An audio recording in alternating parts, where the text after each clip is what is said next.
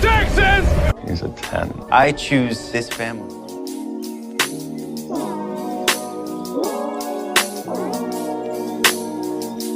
Hey guys, and welcome to episode 55 of the 911 Lone Star Roundup. I'm one of your hosts, EJ, and with me today are my lovely co-hosts, Katie. Hey guys. And Grace. Hi everyone. Today we'll be talking about season 3, episode 8 of 911 Lone Star, titled In an Unlikely Event of an Emergency. Before we get into the episode and discussion, we wanted to definitely give you a trigger warning. This episode contains a lot of discussion and depictions of substance abuse, loss of a parent, and just a lot of stuff that, if it's not your cup of tea, it touches you, it's okay to skip this one. We're not, we don't expect you to listen to something that's going to make you struggle. And you guys know I've lost both of my parents. So this episode hit me like a totally different way than it did Katie and Grace. But yeah. So with that said, let's get talking because we've got quite a bit to talk about. This was an intense episode. Yeah.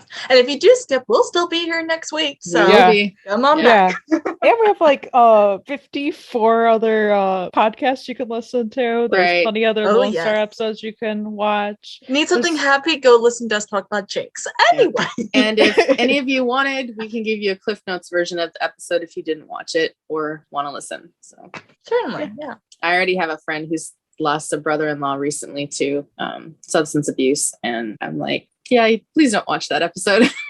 She's like, thank you for telling me. And so I gave her kind of the Cliff Notes version. She's like, well, I'll have to decide if I'm going to watch it, but she's like, I don't think I'm going to. And I'm like, that's fair. And that's actually something else I'd like to talk about just really quick before I get into everything. It's a little late for maybe this episode, but like, y'all, if you are watching an episode that has a lot of triggering stuff, really graphic, and you know someone who's going through something right now or just had something similar along these lines, reach out to them.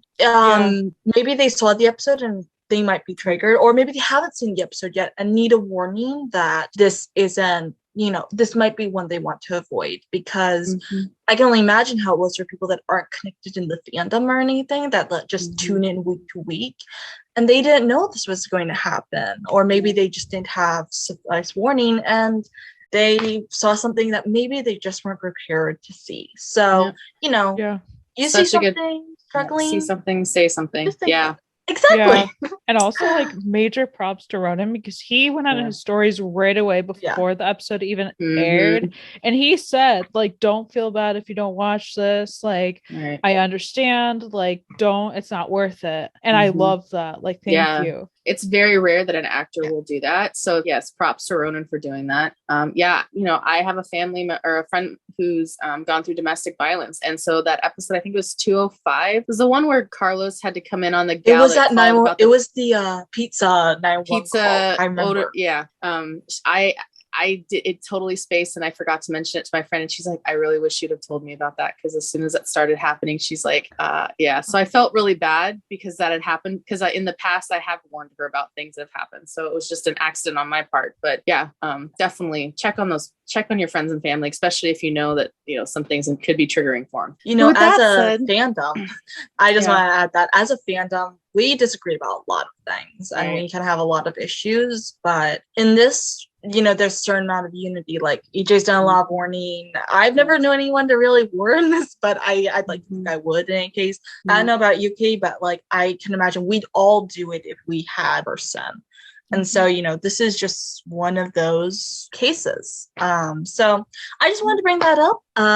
Well, we're not exactly getting away from the heavy stuff, but let's start talking about what we're all talking about. So this episode starts like very intensely. So there's nothing on screen except the little graphic that they use whenever they show the 911 call. And it's literally the 911 call of the guy who hit Gwen, the bicyclist. So we find out that he was a bicyclist in New York making some deliveries and hit her, and she had fallen and hit her head pretty badly and was bleeding a lot. And he checked her pulse and there's no pulse and she's just not moving. And then he says, well, what do I do with the baby?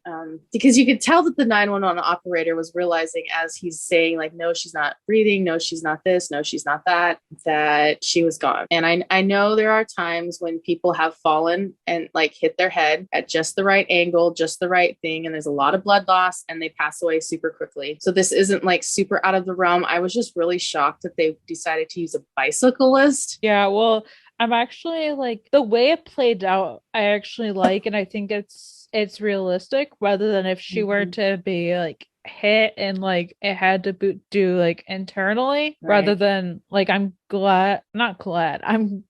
it makes more sense that it was a head injury because it wouldn't have made head injuries sense. are so unpredictable. They are. You rattle your brain just right and everything changes. And head injuries bleed a lot. Yeah. So because there's a lot of little nerves and a lot of little blood vessels up there that and also like the blood flowing from our heart is powering our like one of our other most important organs, which is the brain. So you have blood going everywhere throughout your body. If you didn't, then you have some problems. But like the head is a particular spot for that. And also I just want to say I felt so bad for the bicyclist.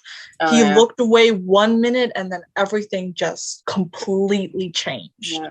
So apparently she had just walked out into the street or stepped down or something and he just had that one moment and that's how an accident happens. I felt bad for him because, you know, he's whether he wants to, you know, he'll carry this for the rest of his life. Yeah. And it was literally an accident. So it's not like he could be like thrown in jail for manslaughter or anything because it was not premeditated or anything. So he'll carry this for the rest of his life that, you know, he had an accident that caused, you know, and what really got me, I mean, this whole episode got me, but like just these like this moment of, you know, like when he talks to the 911 dispatcher about the baby in the stroller, you can hear Jonah in the background crying. And then she's like, well, is the baby hurt? And she's like, no, but I think she pushed the baby out of the way or whatever. And then like he starts talking to the baby, like he starts talking to Jonah. He's like, your mama loved you. And it was just like, wow. And I know there's been comments. Tim Minear has said that he lost his mom, I guess, last summer. Last year. So this, in a way, this episode was not only like was kind of help for him, like saying goodbye to his mom who's passed away. Yeah. I mean, if you think about it, this means a lot for a lot of people and probably anyone who's making this particular episode, like who had lost a parent, this was hitting hard for them. And really, she did save her child because if you think about it, if he'd struck the bicycle, because I'm picture this, he's going straight down the bicycle lane. He's doing a delivery of some kind. Like he's just heading straight to his destination. So he sees a stroller ahead of him going full speed. He can't stop. And if he'd hit the stroller, he probably could have killed Jonah just with the speed for being at. I'm sorry if that disturbs anyone to hear, but like realistically speaking, like she did save her child because that could have killed him. Right.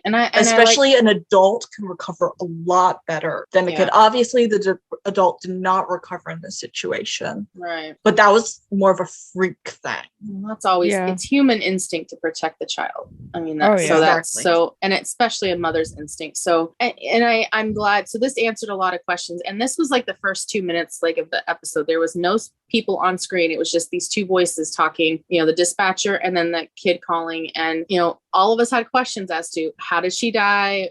You know, is Enzo dead too? Like, you know, what's going on? You know, we had all these questions. So now we're answered all those questions of, you know, Enzo is still alive. This was an accident. Well, we knew Enzo wasn't there, so we knew that. But it was just like, honestly, for me, I didn't even question if Enzo was alive or not. It was people that are literally asking me, "Oh, I think," or people telling me the theories. "Oh, I think that Enzo and Gwen are dead, and that TK's gonna have to adopt his brother." And I'm like, absolutely. It was mainly the people. Everything that I saw was mainly the people that wanted Carlos and TK to take the baby. That were like, "Oh, Enzo's dead."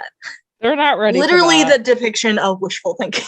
They're not ready for that. I agree with Katie. No, they're not ready for that. I was hoping the entire time. I'm like, do not put this into the storyline. Yeah, because this is not their point. Yeah, it's not Not the that point. time. One day. Yeah, one day. One day, hopefully soon, because exactly. they're really cute babies. But not this soon. Yeah, I also found it like ironic when the bicyclist said his name is Liam Benson. And I'm like, okay, so we're in New York. His name is Liam Benson. I'm like, I like to say that that's a coincidence, but I don't find it a coincidence. No, that's it's too similar. Like, it's just like, okay. Right. So our next scene, we see cab pulls up to a very sketchy location, and we start wondering what the heck's going on here. The cab driver says, "Lady, are you sure this is where you want to be?" And Gwen is in the back seat. She goes, "I'm pretty sure it's not."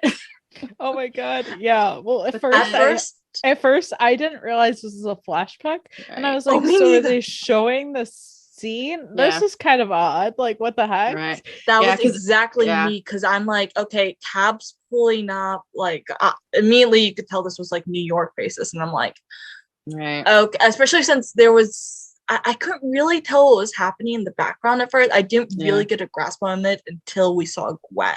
And I was like, oh, wait, this is a flashback. Yeah, but at first, I thought they were at the accident in some way. And I'm like, this makes no sense. Right. After Gwen says, I'm pretty sure it's not, we see that it's in 2017. So is this a flashback to 2017 where, so what TK would have been what? So 24, maybe 23. So 20, 23, 24. Okay. So Gwen walks into this, basically a drug den, which is a bunch of druggies kind of all doing their own thing in these different rooms. And she walks in and finally finds TK in one of the random rooms higher than a kite. And he's got a needle sticking out of his arm and he's like half passed out. See, I could feel her like fear walking through, because let's be honest, like a lot of the drugs, they were just doing their own thing. A lot of them weren't very coherent, but you also don't know what someone's taken, and a lot of drugs can make you volatile. So she was also walking through there. If she'd run across the wrong person who had just taken the wrong thing, she could have gotten hurt. And or so they thought she was a cop or something. Yeah, she could have. Exactly. I don't like so. I mean, I guess paranoia could get you, but I don't know. But I feel she like... obviously was very uncomfortable in the situation. Oh yeah, I would be uncomfortable too. So. I was kind of like uncomfortable watching it. This is one of those cases in which I would have wanted someone there with me, simply because I would have been afraid to go in alone. Oh heck no! Like I was. This is like terrifying. If I'd had to go in. I did not want to go in alone. I know, especially since she really didn't really know where she was going. She knew he was there, but she didn't know like what room or anything. She was just going through like, oh, I hope I see my son. But he also could have easily been on another level or something, or slumped over out back. So I felt her fear. Right. Let me tell you, Lisa Elstein, great actress. She did amazing in this episode. Her emotions in this episode on par. I can feel them. Anyway, fangirl moment over. I just wanted to point out that. I get that, and she did an amazing job in this episode. And then and it's like she finally comes across TK. He's laying there, and he's got a needle either sticking. I can't remember if it's sticking out of his arm or just beside him. And she like picks it up and kind of like flicks it away and like tries to start waking him up, and he's like, leave me alone. And I mean, at first he doesn't realize it's her. He just thinks it's somebody else there. And he's and the needle, it's very like, I know people have said heroin, but more than likely it's fentanyl, because fentanyl is it's a controlled substance, but it's very common in the drugs because it can it's a easy hit. But it can be dangerous when laced with other things. True. Lacing any drug is super dangerous. Yeah. And you hear a lot of like heroin and fentanyl laced together and stuff, but And anyway, that was just me butting in. The only reason why I think it's heroin is just because it's New York, and like just not even like that area, but just all of New York has like a huge like heroin epidemic. Like that's why I'm kind of leaning more towards heroin at this time, just because of that fact and stuff.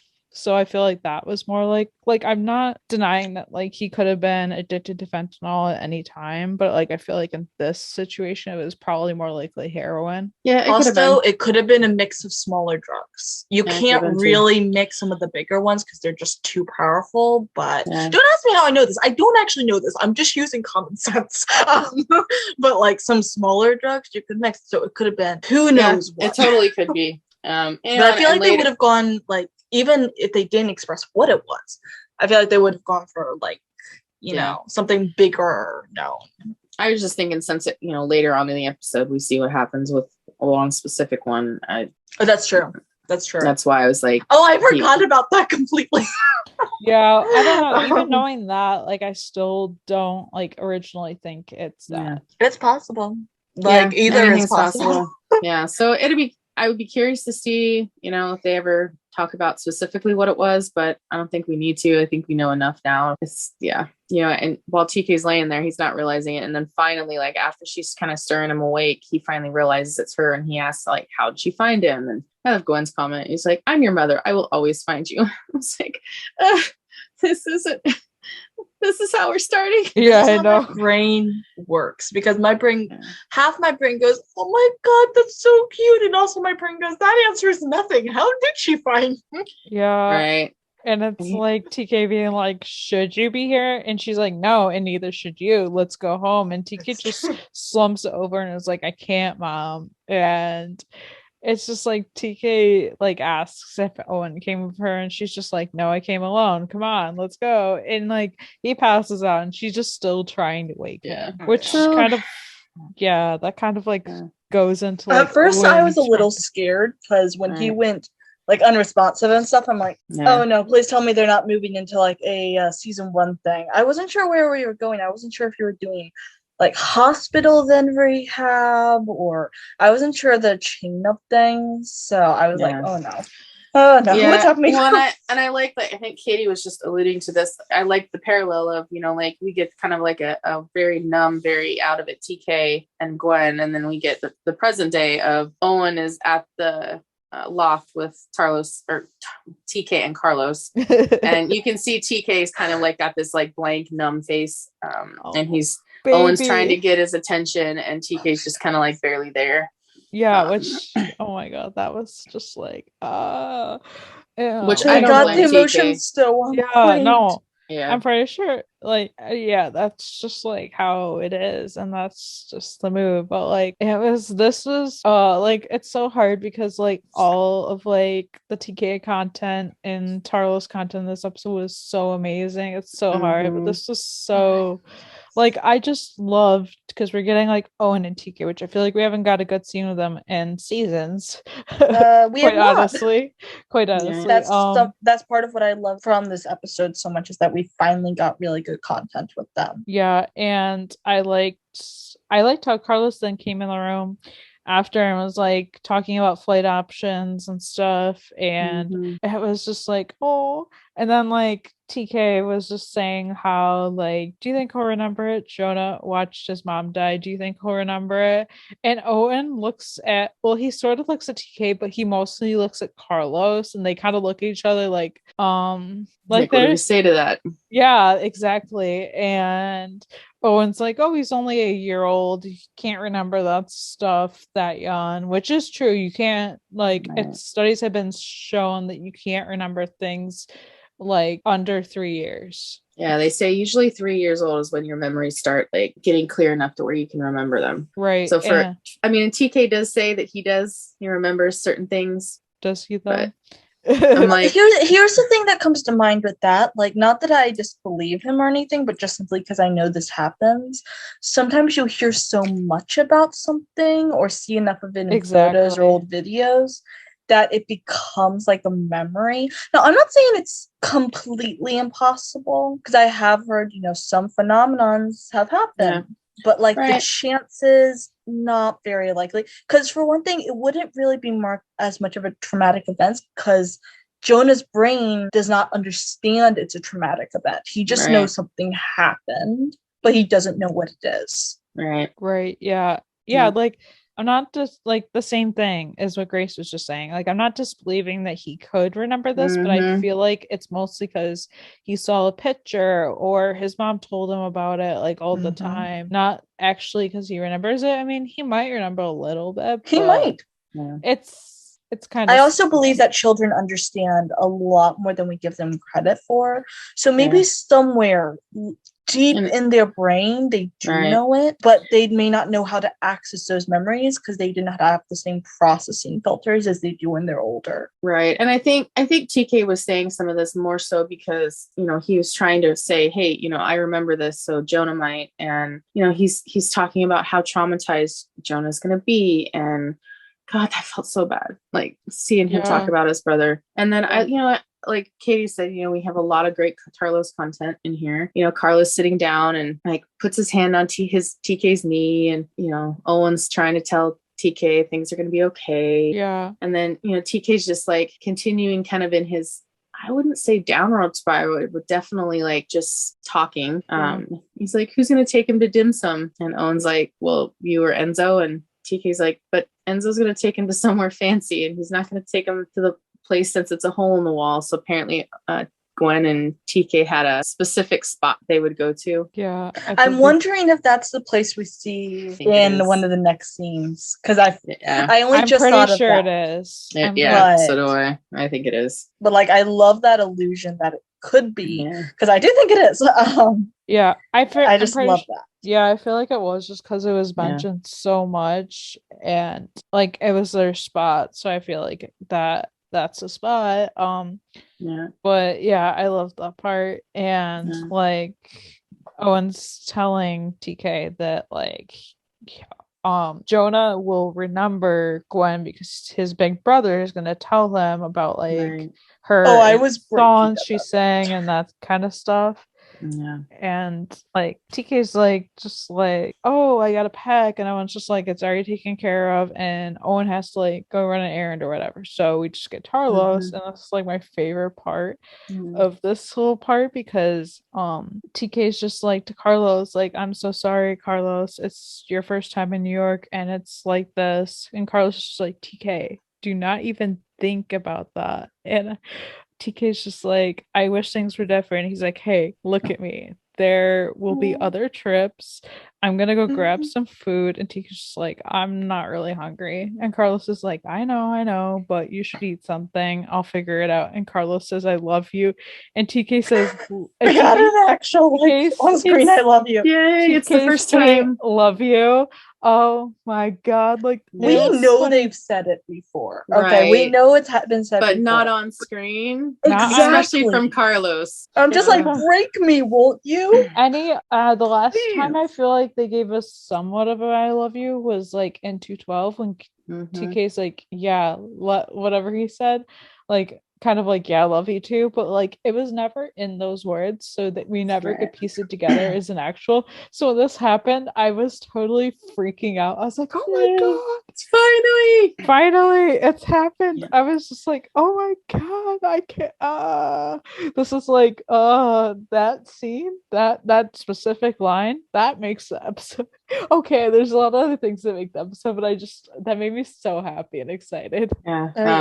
And then you kind of see TK, like Carlos leaves, and then TK kind of gets up, and it's like, where's he going? And then we see him at the 126. We see Mateo and some of the crew in the locker room getting ready for their shift. And Mateo's talking about how dangerous the delivery bikes are, and asking if Paul thought like Gwen had seen the delivery guy coming. And Paul's like, well, she managed to push the baby out of the way, so yeah. Paul also mentioned, so go Paul. As soon as he heard what happened, he called and talked to his mom, which was I super. thought that was adorable, especially since we've met his mom. So like, wonder how she's doing.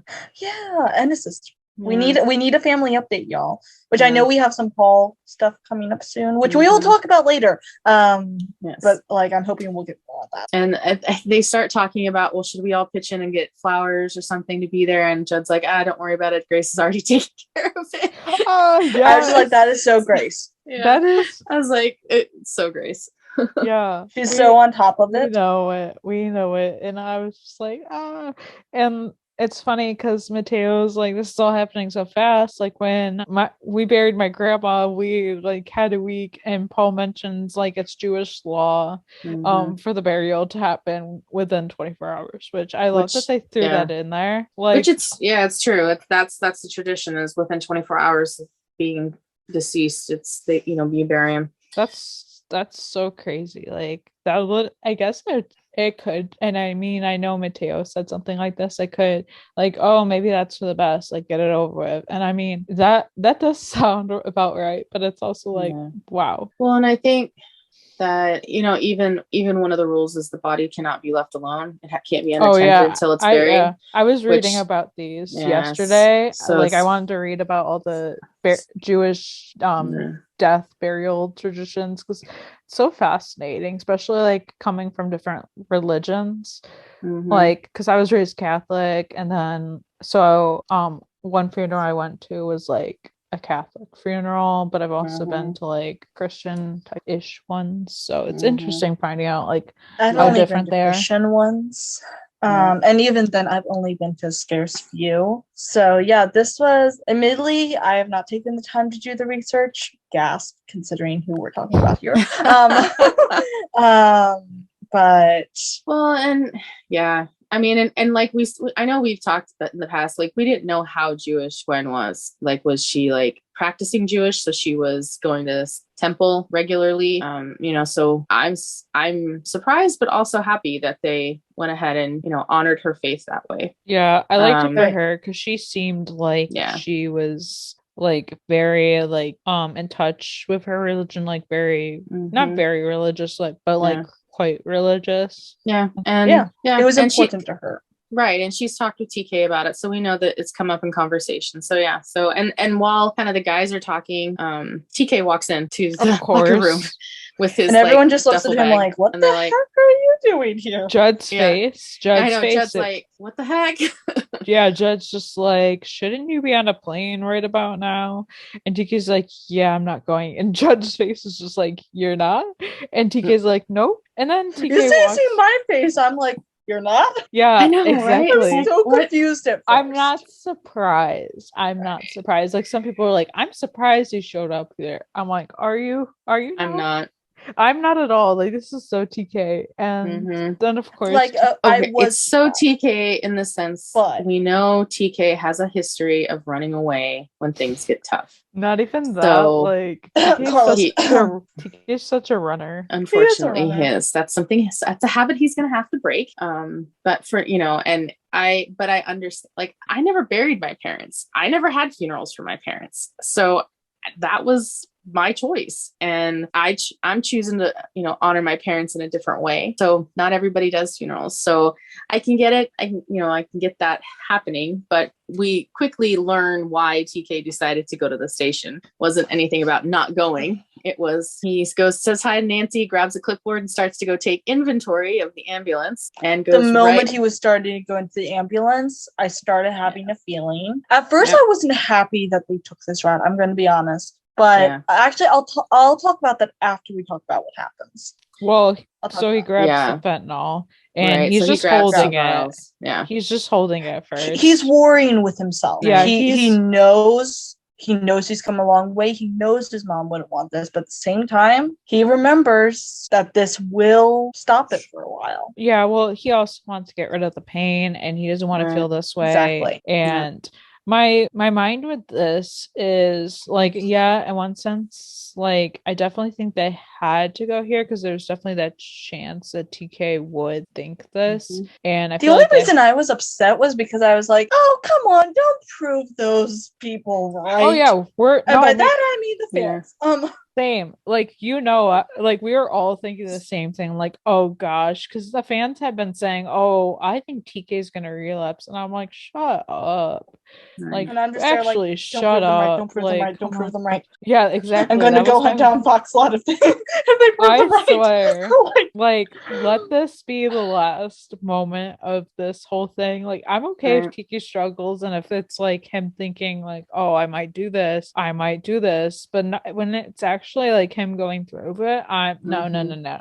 Well, and this is where we're seeing this is the life of a recovering addict. This is what they struggle with, because when it gets bad, that is when you want to go to what's going to help you. I was just having a conversation in a group the other day about self-medication. And in TK's, situation, he self-medicates by taking drugs.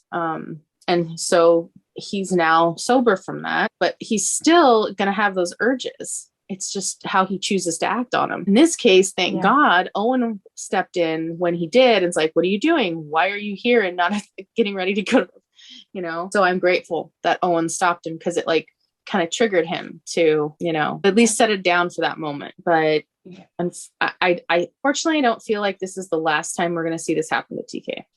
Yeah, I want it to be the last time, but I feel like issue that I said last time was that I wanted them to show that, yes, you can be a recovering addict without having to fall off the bandwagon. Because I feel like it's always represented like falling off the bandwagon. And maybe I just don't get it, but I was just really hoping that they would show, you can stay on.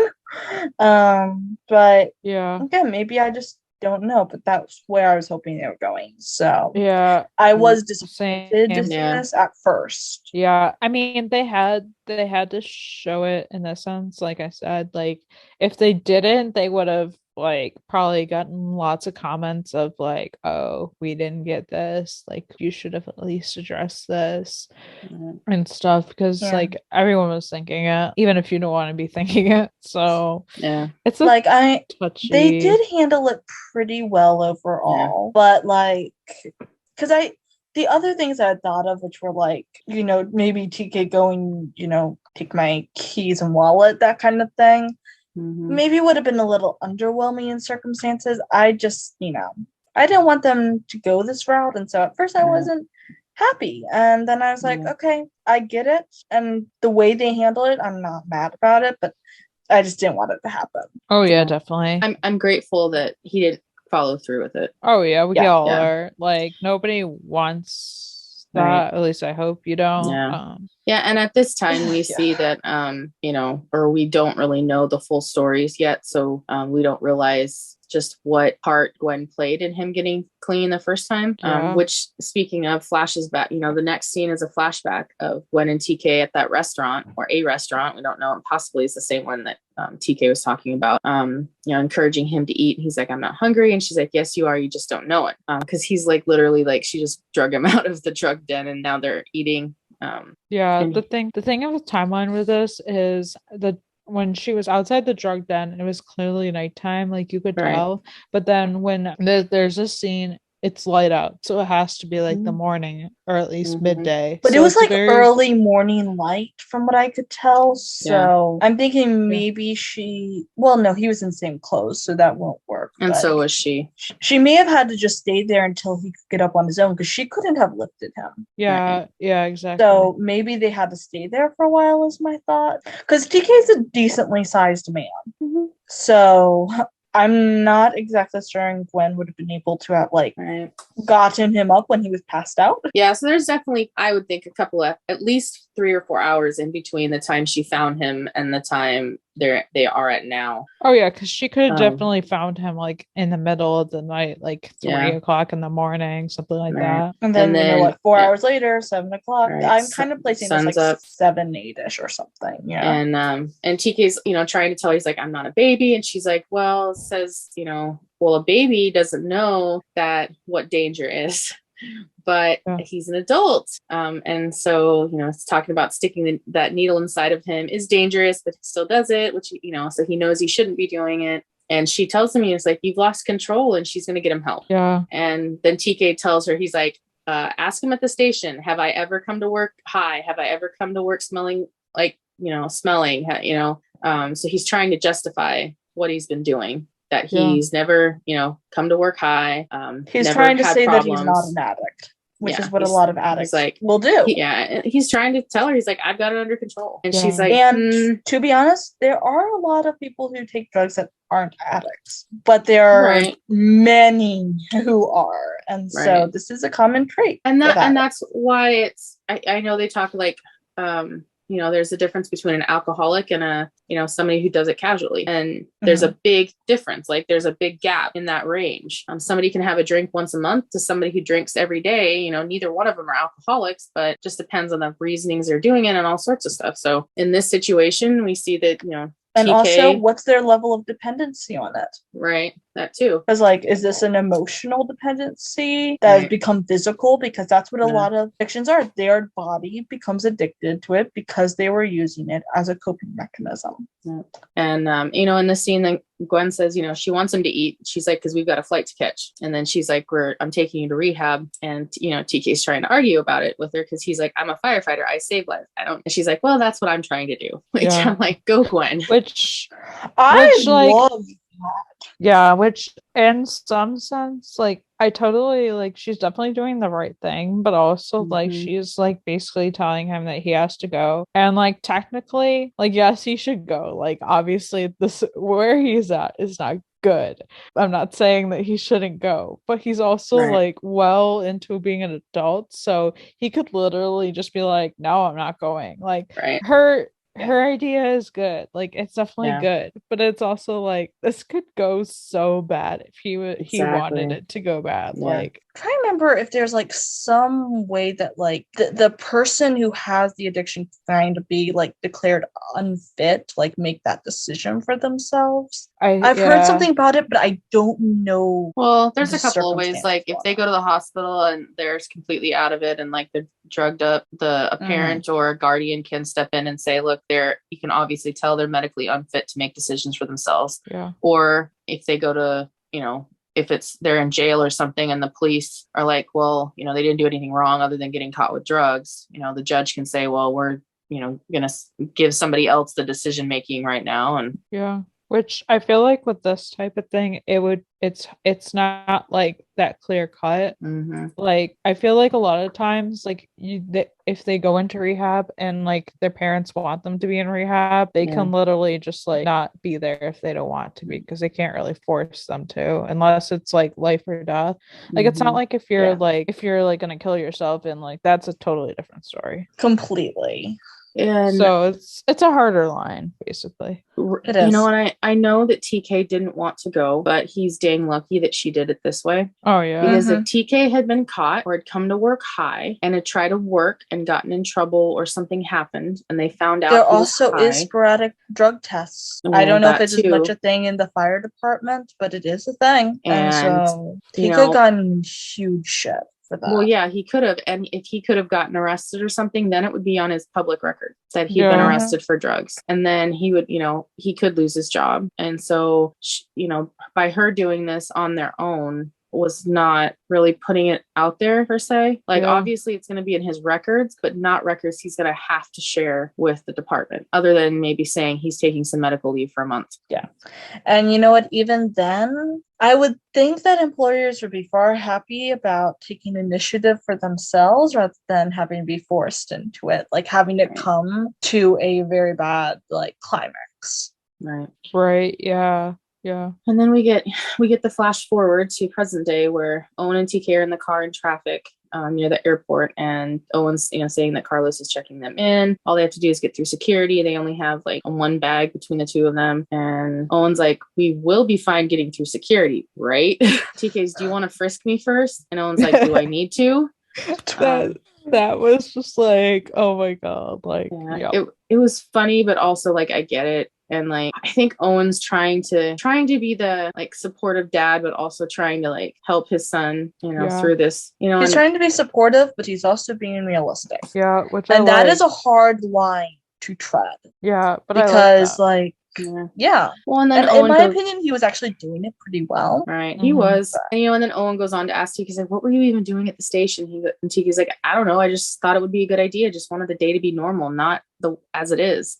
And like I think that is very understandable for someone grieving. Exactly. Well, because there's multiple stages of grief. There's bargaining, there's blaming, there's depression, sadness, avoidance, anger. So TK's just in the I don't want to go stage. He's kind of in the avoidance stage. And TK's like, I don't want to go. And Owen's like, TK, and TK's like, it's not even going to be mom in that box anyways. That's not where she is right now. And Owen's like, son, dad, I swear to God, I'm going to crawl out of my skin. And Owen's like, no, you're not. You're going to get through this. I don't want to do it any more than you do, but it's life. It's just what people do. They go to funerals. It never seems fair. It's not just another funeral. It's mom's funeral, is what TK says. And TK makes a snap comment to Owen about him. It's not like he loves her anymore, which Owen quickly clarifies that he still loves her. Yeah. Well, he said that he never stopped loving her.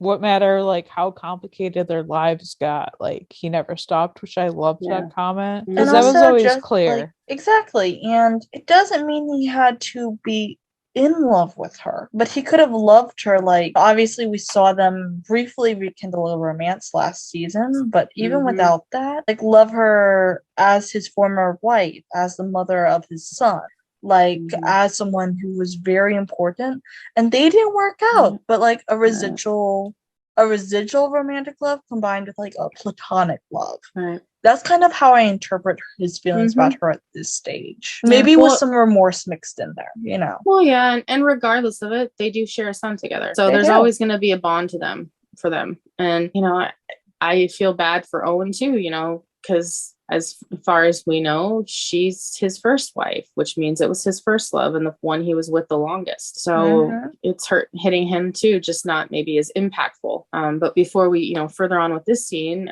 you know, Owen's like, well, you know, we're just going to cut it close, but we're, you know, we might make it still. And they get inside just, you know, to see Carlos standing at the entrance. And he's like, you didn't make it, but you're going to. He hands him tickets for the next flight. And Owen's like, I thought there wasn't another flight until sometime. And Carlos is like, well, he's like, there actually was, but I was looking for 3 seats, not 2. So Carlos was able to get them on, the 2 of them, on a flight to New York in a very short amount of time. And he was going to go on one that night. Carlos was going to go on a later flight, which is kind of answered some other questions as why is Carlos leaving him at the airport? So that's the answer. Yeah. Also, can we just talk about how the boy is literally just like, he's holding it together. He's getting things going. He's getting his flights going. He is on top of things. And I feel like that's a little bit of like, I don't know how to say this well, but like, I feel like this is like sort of soothing his controlling side, because there's no control in a situation like this. And all he would want to do is be able to help his boyfriend and his boyfriend's father. So, like, this is the way he can do it. And this is the way he can have, like, a little bit of control over a pretty crappy circumstance. Which, in grief, often all people want is just a little bit of control, because nothing else feels like it's in control. And it's relieving, you know, as talking from personal experience, when somebody says, how can I help you? And I'm like, just do it. Like, don't ask me, just do something. Like, it was just I don't have to contend with it. I don't have to think about it. They're going to take care of it. And in this situation, this is what Carlos was doing. He was taking care of it and making sure that Owen and TK could get there. And I know TK, you could see a little bit of hurt in TK's eyes that Carlos wasn't going with them. But Carlos is like, you guys need to be there. I'll be there shortly. So we have this, you know, so Owen thanks Carlos for what he did and goes, I guess, to check in or something. And then so he like starts walking away, and TK and Carlos is like, you weren't at the house when I got back. And TK's like, I went to the firehouse. I don't even know why. And Carlos is like, well, it's fine. He's like, I was just worried about you. He's like, I hate that I can't make everything okay. I'm like, oh, and they hug and kiss each other. And it's just like, oh, I wish you could fix him too. Yeah, that would be easy. Carlos is me. He's a fixer. Yeah, like a peacemaker, a fixer. My sister thinks I'm an Enneagram 9, like the peacemaker. I think she's right, and I think that like is a little bit of what Carlos is too, because we just want to fix things. Right, and it hurts when you can't fix things. And did you guys catch the parallel between this and the end scene when TK turns and looks back at Carlos, and then the parallel with the end scene where he looks back and she's not there? I see. I didn't really connect those, and I don't know if I would connect those. I feel like I would connect that to something else. Like, I feel like this is almost like we want to connect something to something. When I don't know, I just want to. I mean, it could be a connection, but we can come back to it when we get to that scene. I had a thought. I had to think about what scene you were talking about for a moment. And I didn't want to bring it up too much, and because we will be getting to it very shortly, actually. So then we have the flashback. After TK walks away from Carlos, we have the flashback. Gwen and TK getting on a flight to rehab. in California, TK's like all uncomfortable because he's like, everybody's looking at me, because he's still looking like he did just roll out of the drug den. Like, he doesn't look like he's changed clothes. And Gwen's like, it's the curse of the Strand men. TK's like, I don't think it's because of the cheekbones this time. It's like, I actually didn't catch that dialogue at all. So that is like funny hearing it in retrospect. I'm like, oh, yeah. And yeah. TK's like, you know, he wished he would have, like, she would have let him stop by someplace to shower and clean up a little bit before the flight. And she's like, that's the chemical talking. He's like, no, that's the chemical screaming. No, it wasn't showering. He wished that she would have let him like get a fix, because he's shaking so bad. Yeah, he is. Yeah, because he's coming down off the high. Withdrawals. Yeah, so he's withdrawing. So and like, a bad place to do that, honestly. Yeah, honestly, like, because there's also a part of you that still needs to pretend to like not have anything going on, and that's really hard in this situation. Yes, yeah, exactly. Especially when the flight attendant comes over and was like, you need to buckle your seatbelt. And so he starts to, but he's shaking so bad that Gwen has to help him. Yeah. Yeah. Yeah. And I felt bad for him at that moment, but that's how withdrawals happen. And I know Gwen was trying to kind of calm him down by singing in Hebrew, which was beautiful. And, you know, TK is like getting anxious. And he's like, I'm not going to make it to California. And he's like, why couldn't you find some place in New York? And she's like, I couldn't find anything upstate. Well, no, she was like, she said how this rehab in California is apparently just like the best. And I'm just like, is it though? Is it? Right. You know, that like, they just wanted the plane scenes to line up. You know that. Like, they could have found something a lot closer. And that was still very, like, just very good rehab. Yeah. Because let's be honest, we're in a bit of a drug epidemic. Yeah. And there's great rehab centers all over the US. All over the place. Exactly. Because they kind of have to be. Yeah. I did like hearing like what Ronan went through to like get the same, because he didn't want to just like fake it with like lighting and and makeup. So he said that a week prior to shooting this scene, because they shot the flashback scenes with Gwen and TK first, and then they shot like the other stuff. So like a week prior to shooting, he was eating under 500 calories. He was barely drinking water, and he started smoking cigarettes. And every morning he would wake up an extra hour early to jump in the sauna to get like really dehydrated. And he like just basically wanted to be like physically feel so like that as close as he could, obviously, without like you know, super arming himself. And honestly, like it worked. It worked. He pulled it off, and just for him to do that to his body for character shows how much he truly loves the character, to be willing to do something like that. He's dedicated, and he's dedicated fans to make it real to them. I'm hoping he like took some really good self-care after the film. No, he did say. Okay.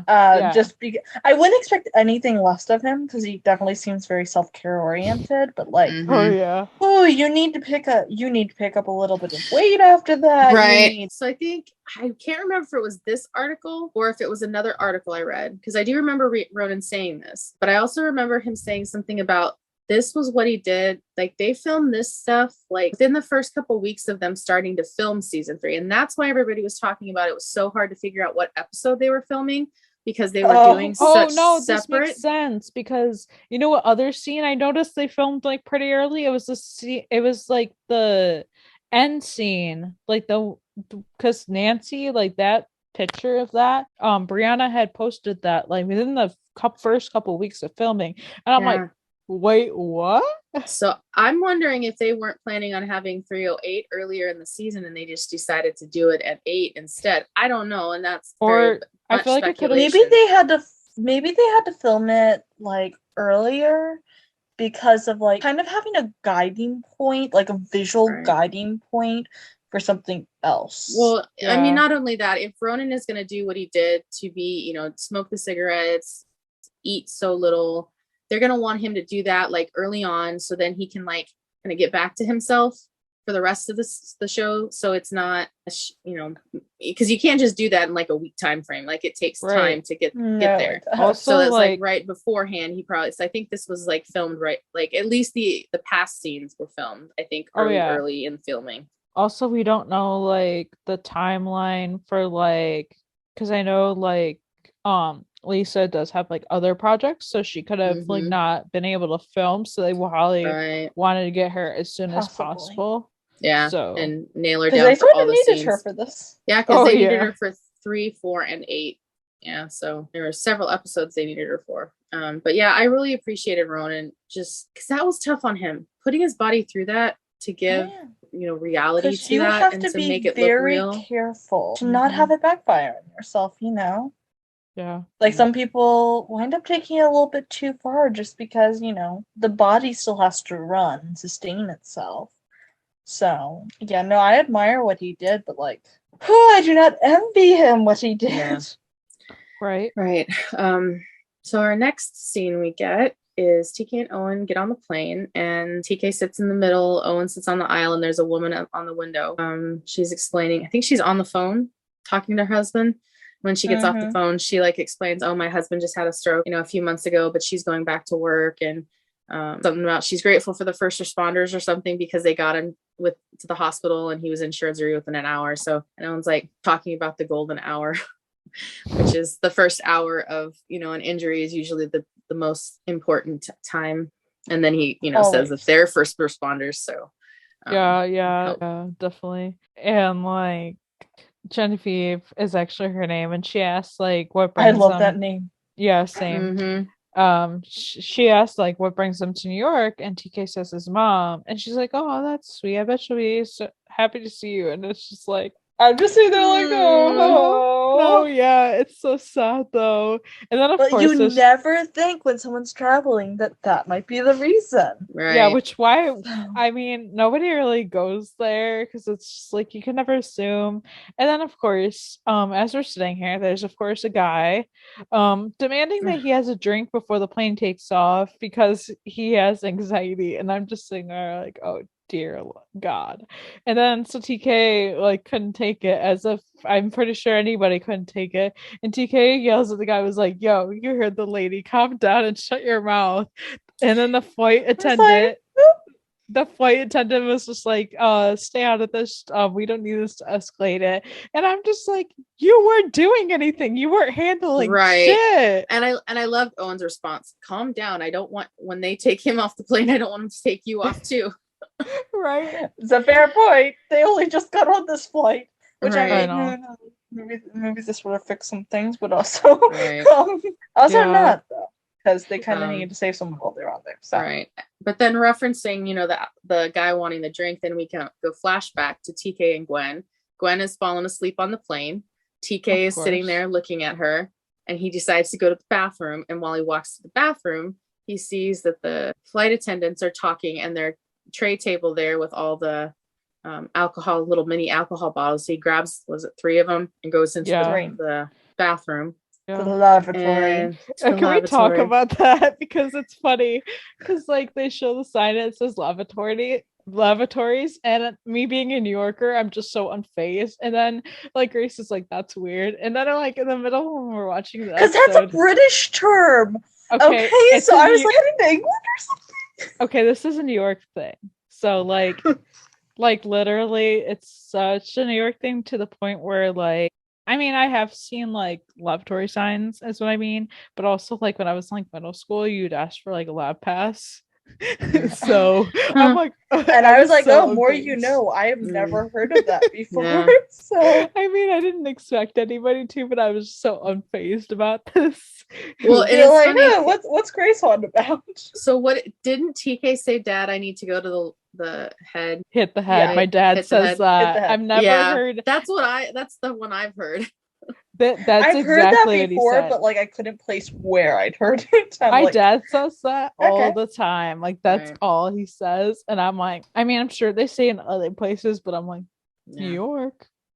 Well, anyways, on the past, we see he takes them into the bathroom and locks himself in there, and he's like considering doing it. Then doesn't the plane Yeah, well, some turbulence. It experiences turbulence. The way we see it is in this scene is that he just grabs the 3 bottles. Okay. The flight attendants aren't even paying attention. I'm just like, they're okay. Not. They're all like wrapped up in their own little conversation. Yeah, and he brings them into the bathroom and closes the door, and then that scene ends. Okay.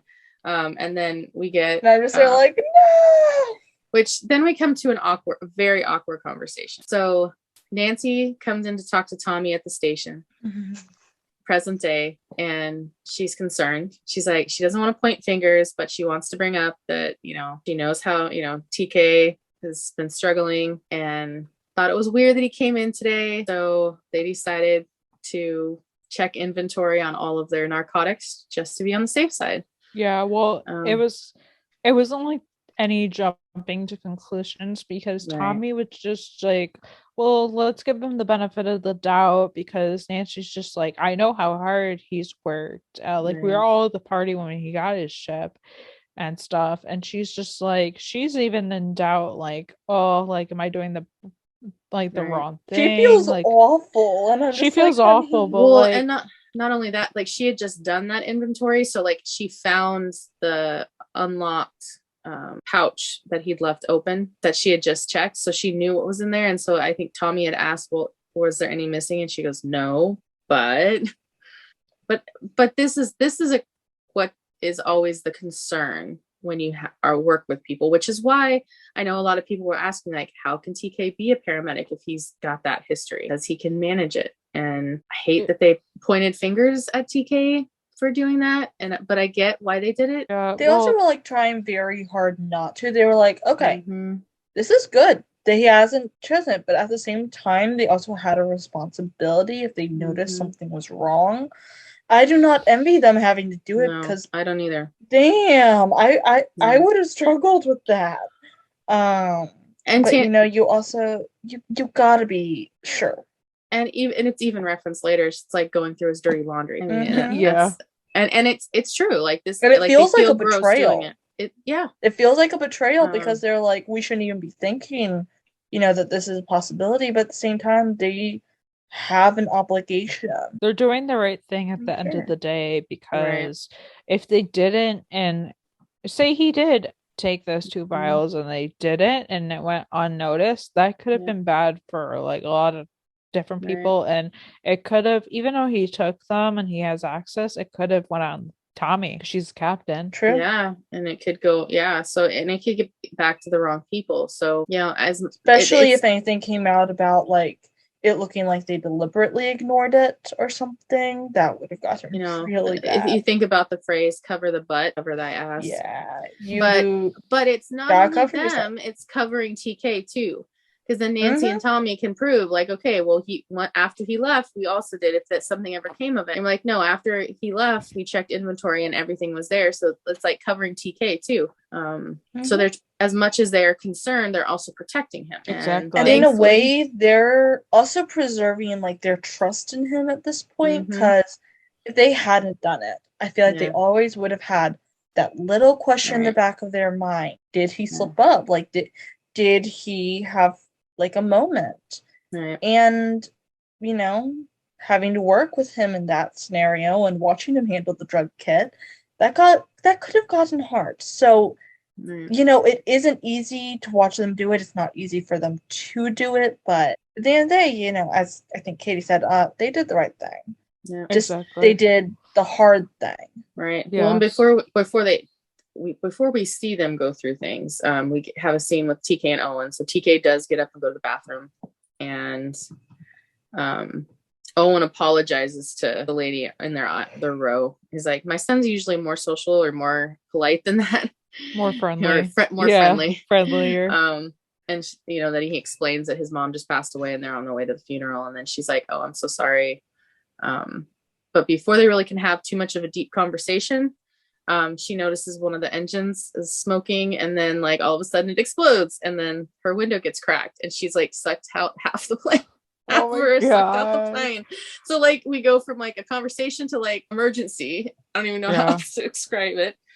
Which at first you just think, oh, it's turbulence, like, because the plane just starts to shake a little bit at first. And it wasn't until she looked out the window and she's like, it's on fire. Like, I think it's the engine. The engine's on fire. And it's just like, oh shit. And then the whole plane like it starts to blow, and like it's just it's not good. And TK starts running from the bathroom and yelling for his dad. Which it was just like, oh shit, like no. And then like TK and Owen have to pull her out of the window, and then a woman has to plug the hole with a bag, which happens to be TK's bag. And TK is just like trying to get Genevieve, the woman, to wake up and like to check her my out. head, I'm like, you are going full speed in an airplane that just experienced a explosion in one of its engines, and my brain is just trying to figure out how she survived her head going out the window. Because the speed of an airplane, in my mind, she was at risk of breaking her neck against the window. There were a lot of other injuries she could have had. I'm just, and also that altitude having been out alone. Which I think I'm just like, how did she? I know we find out that she's more severely injured than we initially thought, but like, how is she not even more injured than that? I think they covered her pretty well with like even the like depressurization and stuff. Because as soon as it depressurized, the little masks pop down, which is what's supposed to happen. And then, TK and Owen both jump into like first responder mode super quickly, which is also a testament to TK and being a first responder. Like, he's going through a lot in his personal life, but then all of a sudden, like, he needs to help somebody who's going to do it, which is awesome. Absolutely. I feel like he needed this. So like, this is exactly what he needed. And like, he knows that. Everyone knows that. Like, this is just what he needed. I think he needed to get out of his head and focus on someone else, which is not exactly like a slight towards because you should look after yourself. Like you're okay to be very self-absorbed during these times. Because you're going through a lot. But at the same time, like he was sort of wallowing. And I think at this point he needed to help someone, because I think maybe it gave him a sense of life back. Well, and even in grief, avoidance is one of the parts of grief. So you want to so in this case, he's avoiding the grief by focusing on something else, which is not a bad thing, but in a good way too. Because an accident is not a good thing, but there are a lot worse ways to avoid. Right. And as then, we know. Right. And then like we see TK, he starts taking her pulse and checking her over, and then she realizes that she's got a pretty bad laceration like underneath her arm. And so the med kit is like this little tiny first aid kit with a couple of band-aids. It's not going to be much. I'm just like, guys. And like really, I know when we watched this, Katie and I were talking about the same situation. We watched Dr. Mike. He'd basically saved a kid on an airplane once, and he's trying to advocate for airplanes having more medical supplies on board. Which this was like a couple of years ago. But like somebody had like I think it was allergic reaction or whatever, and they didn't have epinephrine, so they literally, I forget what, and that is literally one of the most basic things to have. Well, the thing is, they had an epinephrine pin, but it was a different type than they should be using, so like it was gonna hurt the guy like terribly by what he had to do, like by like jabbing it in. Whereas most epinephrine pins, you can just like gently stab yourself and it works. So I guess it was just a improper stuff. Or even perhaps outdated one. That's what I always worry about. Like, don't you worry that like things on planes are like expired or something? Because I would worry about that. Yeah, like you never know how long that stuff's been sitting there. Ooh. You hear that planes are safer than cars. Yeah, because then most of the time you don't have to worry about another one. Like if your radars are working, if scans are working, if your own eyes are working, and your radio, let's not forget that, then you're typically able to avoid other planes. But when real emergencies happen in air, they happen. And the thing is that you can't get anywhere very fast. Right. Especially if you're in between places. Because, like, it'll take just as long to go back as it will to go forward. And also, if you think about it, there are still crashes, mechanical failures, and if you're fortunate, you have survivors in those. Yeah. Maybe those survivors will need that. I'm just like, okay, can we pull a ship stunt and like have some sort of a medic on each flight? Right. I mean, that'd be nice, but like, also like I feel like probably very improbable, but yeah, that's what I mean. Like, I feel like you'd almost have to make a position for that, like make that like a job, which it could airline medic, that kind of thing. Exactly. Right. Like you need to like make that like an established thing for that to happen. Which you know what? We were talking about something that I'm actually going to bring up now about like how in movies, like you'll be like, you'll hear someone go, oh, is there a doctor on board or something like that? And I would just like to point out this. If someone has not stepped up by this point to help, and someone steps up when you yell something about a doctor, unless they were in another part of the plane where they would not have heard it. So let's say they were flying economy or coach, and this happened in first class. If someone was in the same area and they suddenly pop up on, oh, is there a doctor or does someone know first aid? Don't trust that, because if you have training, you should have already been there helping. Yeah. Now, if you are a lay responder like me, I am trained and certified in first aid, AED, and CPR. I don't have to start helping someone, but if I do, I cannot leave them, because the moment I start care, I am now primary provider until someone else steps in. And that is exactly why a lot of people don't step up right away, because that was, in my training for first aid that was the thing. It's like, once you start, you can't stop. So a lot of people hesitate briefly until they figure out what's going on. Not because the only reasons you can stop, there are only like 4 reasons that you can stop care. And that is if you have been providing CPR for like X amount of time or something like that. If you are too tired, and this is not like, oh, my arms are starting to hurt a little bit. This is bone deep exhaustion, cannot do it anymore. If you've been doing CPR for 25 minutes on your own and if you are at risk, if you're at risk of injury, you can leave. I forget the other 2 off the top of my head, but like there are a couple reasons you can leave. Or when most cases additional help is there.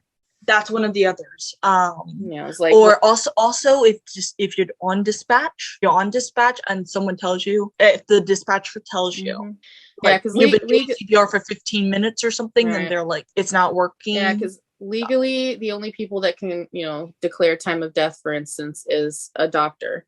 So exactly, which is why they have to take bodies in ambulances so that the doctor can. But there are circumstances where a paramedic can call into the doctor at the hospital. The doctor can walk him through all the steps, and they can give him the answers, and then they can declare him dead on scene, which has happened before. But so it's usually something very obvious, right? So, but yeah, in this situation, I'm glad TK and Owen jumped up and like helped right away. Exactly. And technically, since they were actual first responders, as in like not just lay responders, like they were fire captain, paramedic, they may have actually gotten in trouble for not stepping up. Right. I don't know how that exactly works, because I only really know the rules for lay responders. Right. But no matter what it is, they still stepped up very quickly, and they did their job. And they would have stepped aside if there would have been a doctor that stepped up and said, I'm a doctor. They would have stepped aside or helped with it, so there are different ways things could have gone. But before and some things vary by, state, whatever your rules are, but there are a few national things. Mm-hmm. Yeah. So then international gets far trickier. So our next scene we get is Tommy and Nancy, like we had talked about earlier, checking the narcotics inventory. Like I know Nancy had commented, it feels like she's going through TK's dirty laundry to be doing this. And I can see where she feels like it's an invasion of his privacy, but she's also, covering everyone's butt by doing this. And then all of a sudden, while they're doing this, Tommy gets a phone call from Owen. Which, how was he doing that? Because he's like, the only way, I was like, an airplane Wi-Fi. Yeah, it's probably Wi-Fi. But or he had to have, had really good data. Like, if he had some... But I also don't know how airplanes work. I've only flown once in my life. Oh, I don't know how that would work for data. The one thing I know is you're supposed to put your phone on airplane mode when you're on an airplane because it can interfere with something. I don't know with with the other mechanics of the plane. So my thought is, but they were also in an emergency. So yeah, but it's probably Wi-Fi. It's probably not him actually calling. In that case, usually the captain of the thing or in the cockpit, there's usually like a sat phone that they can use. So it wouldn't have been necessarily Owen calling like from his number. I would have liked if they had done that just to make it make a little bit more sense. But also it's one of those little things that doesn't matter too much, but it's just like it was just like one of those things where we're just like, how is this happening? So exactly. So it's like we kind of got to suspend belief for a moment, while we're dealing with this. Then Owen calls and like lays out what's going on, puts on speakerphone so Tommy can hear TK talking, and they kind of quickly explain what happened. And Nancy's like, "You say the window as in the plane window?" The window Tommy blew as in the plane window? He barely Tommy is cool. She is cool, calm, collected. She barely even flinches at this information. She's just kind of like, okay, just next up. And Nancy's just there like, I'm sorry, what? Yeah, exactly. And I would totally be Nancy in the situation. I would be Nancy too. We'd all be Nancy. Just be like, I'm sorry, did you see the plane window blew? And they're like, well, they say something and Owen's like, yeah, the med kit's pretty bare. Yeah. So Owen sends a video again. It's like, how did you send a video so quickly while you're on a plane? Must be some good Wi-Fi. Right. And he sends a video to Tommy. And so she's able to see like the wound because they call her because the wound is in an odd spot that TK doesn't really know how to treat. So she gives him some tips. Shoulder dressings. They're terrible. And that was at a bad place because I had learned how to do shoulder stuff. There are only a few types of dressings you can really use on that. And that place, nightmare. Because you also can't get the pressure. That was the main thing. You can't get the pressure to stem the bleeding. So then Tommy has Nancy start looking on the tablet. Right. Yeah. So Tommy has Nancy start looking at things on like the plane that would like stuff that would normally be on a plane to see what they could use to kind of help.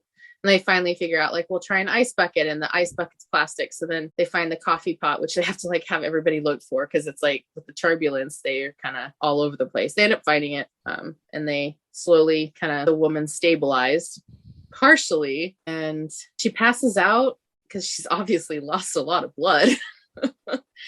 And they're like, well, because they had given her saline initially, and the flight only had like a little tiny bag of it, so there was really it was half gone already. And then they're like, well, what can we use? Does anybody have like eye drops? Because eye drops are like pure saline.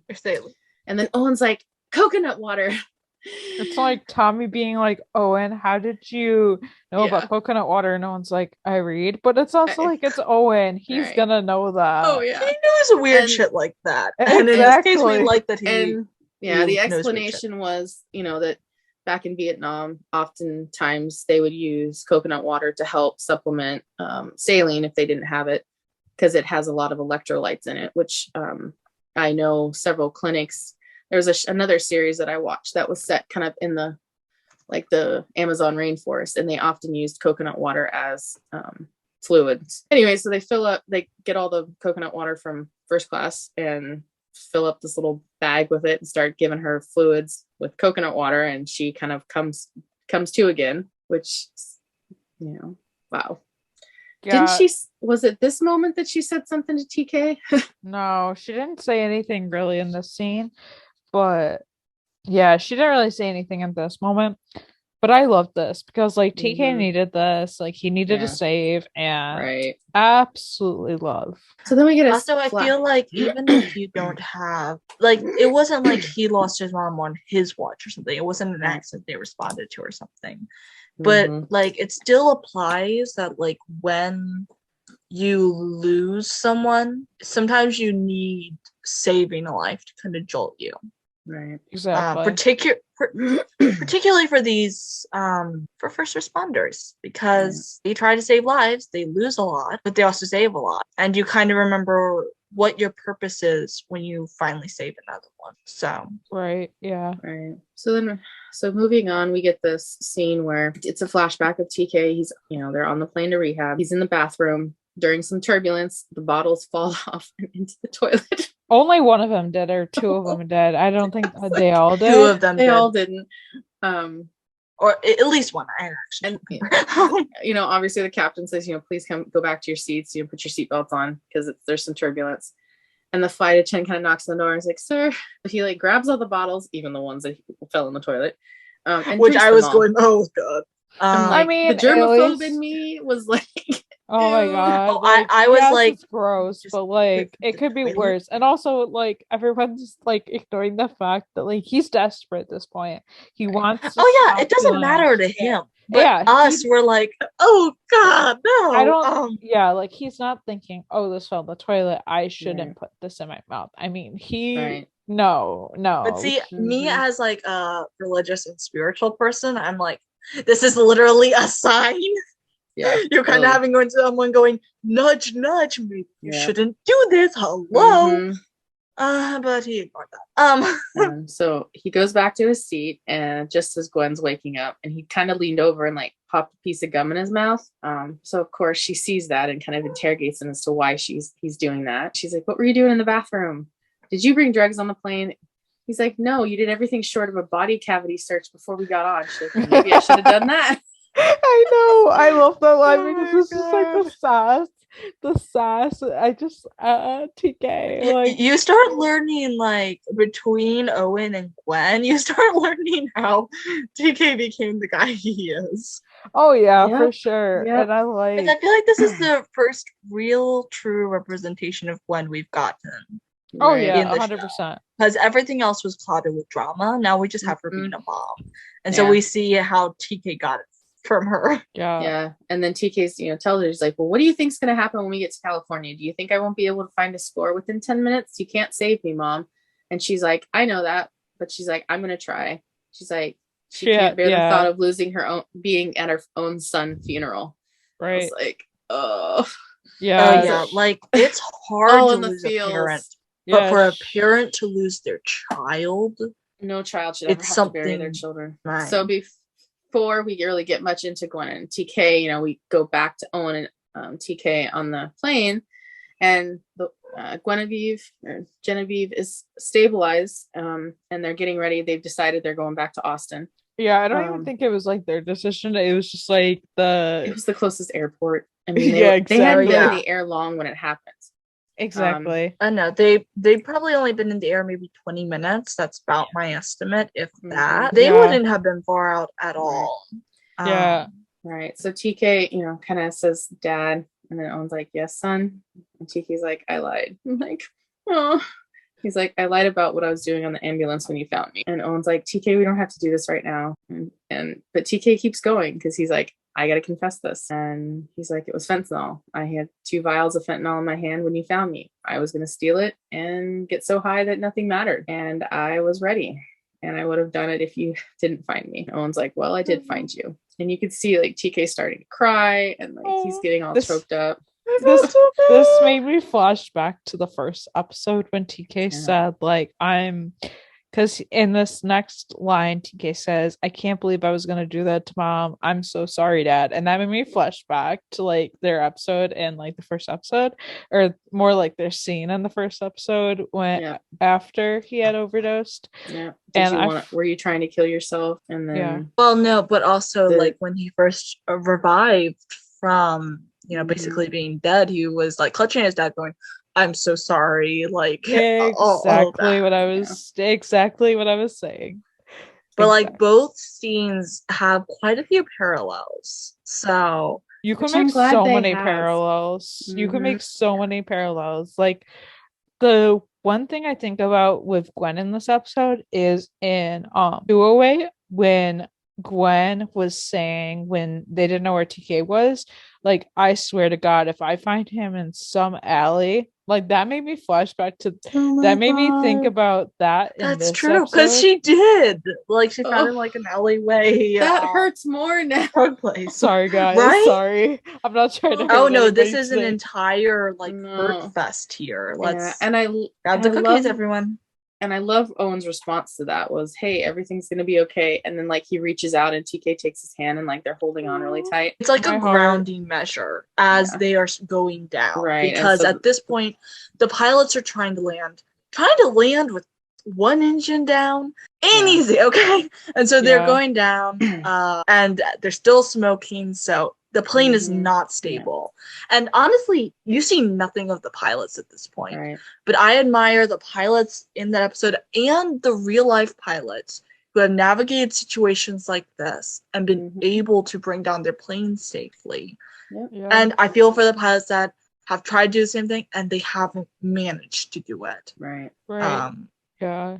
And like, you know, it hits hard because this is a situation that's happened a lot. And so I admire anyone who's able to fly those to begin with and then navigating this, because this is not easy.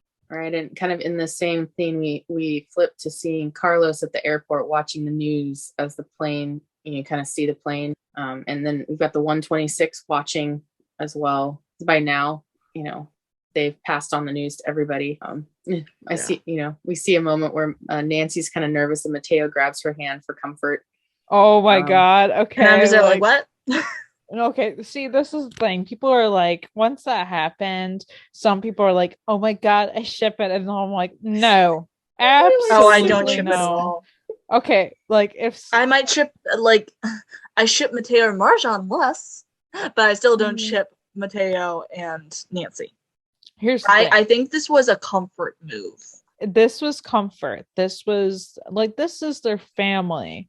Right. Like, that's why. Like, everyone was taking comfort. Like, Paul and Marjan, I believe, were taking comfort. Judd was taking comfort. And Tommy, they were taking comfort in each other. There were lots of people taking comfort. Just because he grabbed her hand doesn't mean it was like this, like, romantic, like, oh, they're gonna get together type thing. Like, no. Like I don't want is it anybody... impossible? Maybe not, because they did put an emphasis in showing it. Oh, yeah. But I will not believe it until they do it, just simply because I think it was pure comfort. That's not happening. So the 126 is not dating. Like, Paul and Marjan are brothers, brother and sister. Everyone. I don't want interdating. I don't want interdating. Exactly. No. Right. Okay. And so, and I love that moment, like, of seeing it, because we're getting the flash of, like, the 126, Judd and Tommy and Mateo and Nancy and Marjan and Paul. And then we see, obviously we had Owen and TK, and then we have Carlos. And then we also get a flash of them landing in California in the flashback with Gwen and TK. And then it comes back to, like, Owen and TK, like, holding their hands super tight. This is the Owen TK content we've needed. Yeah. We have been begging for this so long. We didn't really get it in the second season. We were deprived of it. And this is the first time we've really gotten it in these 2 seasons. Like, some really quality time content. And thank you. We finally did. Can we not stop now? Like, give us more. Right. Yeah. And Carlos was looking out the window for the plane. Like, yes, with other people too. Like, there were other people that were waiting on, I would say, their loved ones. And anyone waiting in the port for a flight, they would have been. Right. Like, anyone waiting there for a flight, they would have been watching, because they're watching, the news is showing the smoking plane trying to land. They're watching with their own 2 eyes. The smoking plane trying to land. And, like, you can feel everyone just going, what if this doesn't work? Right. What if and my headcanon is, because I don't remember if the scene with Carlos on the phone was shown. I don't think it was. So I think it was cut out, and I think that was the scene where he realized. So the news, I think, got a wind of the accident before they saw it at the airport. So I think that was cut. Carlos just randomly on the phone, like, waiting to go on the next flight to New York. not realizing See, what he was doing. And then I have a memory of it being in there. I don't think it was. I may be wrong, but I have a memory of. Well, it was in the trailer, but I don't think it was in the actual show. I think it was. See, I thought it was before they went to the fire station scene. No, I don't. I'm like 99% sure that it wasn't in the episode, just because I'm just pretty certain. I think it was just like Carlos walking around the airport on the phone talking to somebody. Yeah, and I've also saw the news clip, at the same time the 126s, and that's how he ends up at the window. Because like, how would he end up at the window watching it without knowing? So he had to have seen it. I'm not sure, but that's kind of where I'm kind of trying to piece some things together. But thankfully, the plane lands safely, and obviously the 126 is happy. Everyone at the airport is cheering. Carlos is like breathing again. He's about to collapse. Poor guy breathes again. Oh my god. TK, relax. TK and Owen like relieved by this thing. Like everyone is relieved, but like then again, you don't know what's gonna happen. Like everybody on the outside, I mean, doesn't know what's gonna happen. So I mean, don't know. Here's the thing: is before, like a couple of weeks ago, I really got into reading about plane crashes. And I'd started because I've been watching some old Britain's Got Talent reruns, and there had been a girl who had gone on there with pretty badly burned, with some pretty bad burn scarring, who was one of only 2 survivors out of 109 passengers in a flight that had crashed in I want to say Nigeria, but I may be wrong where that was. And she one of only 2 survivors, and they had started because of something happening on the roads. They had started, the people of this country, I literally cannot remember if it was Nigeria or not, so I'm just saying country broadly, had started putting their school kids on flights to go to school. And so most of the victims were also children. But that is how I got onto the spiral of reading. And I remember one thing watching this landing that came to mind. I knew they would land successfully. I knew that they'd be fine. Just partially timing of the episode. The plane wasn't supposed to be the main part of it, which did not make sense until the actual episode happened. But I did have like a memory. I had read about one crash that they'd hit the ground because they had managed to come into the airport. They hit the ground, but everyone was fine until they hit a bunker of some sorts. And that's when everything went down. And so I was watching the landing. I'm like, okay, I know they're not going to, but please don't do any complications. Yeah. So guys, don't be me. Don't go down these spirals because you have everything running in your head of what could go wrong. Right. Yeah. Because all of these crashes that I've been reading about were ones where like very few or no people survived. And so my brain's just going, oh no. Right. Even if logically I know it's not going to happen. Right. Don't be me, y'all. Okay. And it's definitely tough. And the scene that we're about to talk about is what got me. So we flash back again to Gwen and TK getting off the plane in California. They're walking towards what looks like an exit. There's 3 chauffeurs standing out. There's a couple of chauffeurs waiting with signs. And there's one that says Strand, so it's waiting for TK. And he realizes that Gwen's not moving all the way as he's leaving. And he's like, wait, you're not coming? And she goes, she's gone as far as she can go. But when he walks through the clinic doors, she wants him to do it on his own. And he's like, well, maybe we could go get dim sum, something like that. And she's like, they recommend that you go straight there because obviously if you stop, there's a chance that you won't get back in the car and things like that. Oh, yeah. TK's like, I don't know if I can do this without you. And Gwen says, you're stronger than you know, and she'll always be with him. That's what I told my mom when she got sick again was, I don't know if I can do this without you. And she said, we're going to get through this. I'm not going anywhere and I'm always going to be with you. And that got me in this episode as much as the whole episode got me. Oh, yeah. That moment. Cause I'm like, and I think this would have been something like along the lines of Tim, this is like him saying goodbye. Cause then he kind of like bargains with like, does he go? Does he not go? And then he decides to like turn and go. And then as he turns back around to look, Gwen's not there anymore. Yeah, that really hit me because I didn't really notice that the first few times I watched it. I only really watched it or I only really noticed it after, and that really hit me. It was just like, so these scenes, like, I know they're flashbacks, but you could also really just take them as like TK, like, dreaming or thinking about these moments, which he is. Right. And I even like the moment when, like, they're like, Gwen's not moving, and like Gwen says that he has to do it for himself. Right. Like, she wanted him to do it on. And here's the thing, like, she had kind of, in a good way, strong-armed him into this, but if you truly strong-arm someone into something, it won't work as well because they're not doing it under their own power. And I think she realized that she got him as far as he needed to go. But then she was like, it's not going to be the same if I just make you go there.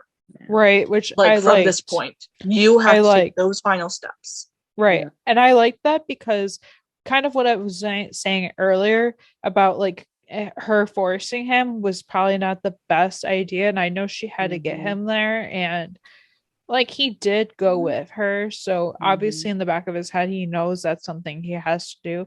But I liked how I think at the end, or at the beginning, sorry, I completely interrupted, but this is like my train of thought, is that I think at first he was doing it because he didn't want to disappoint his mom.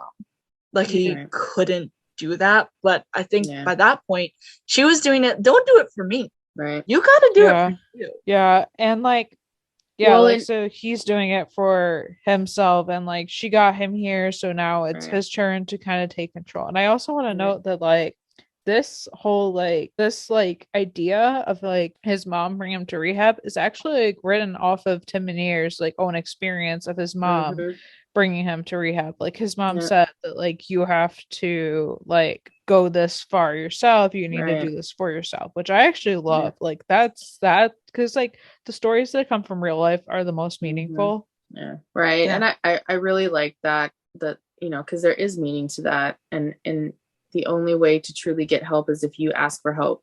And by TK walking in those doors on his own, he's asking for help. He's not being forced by somebody else.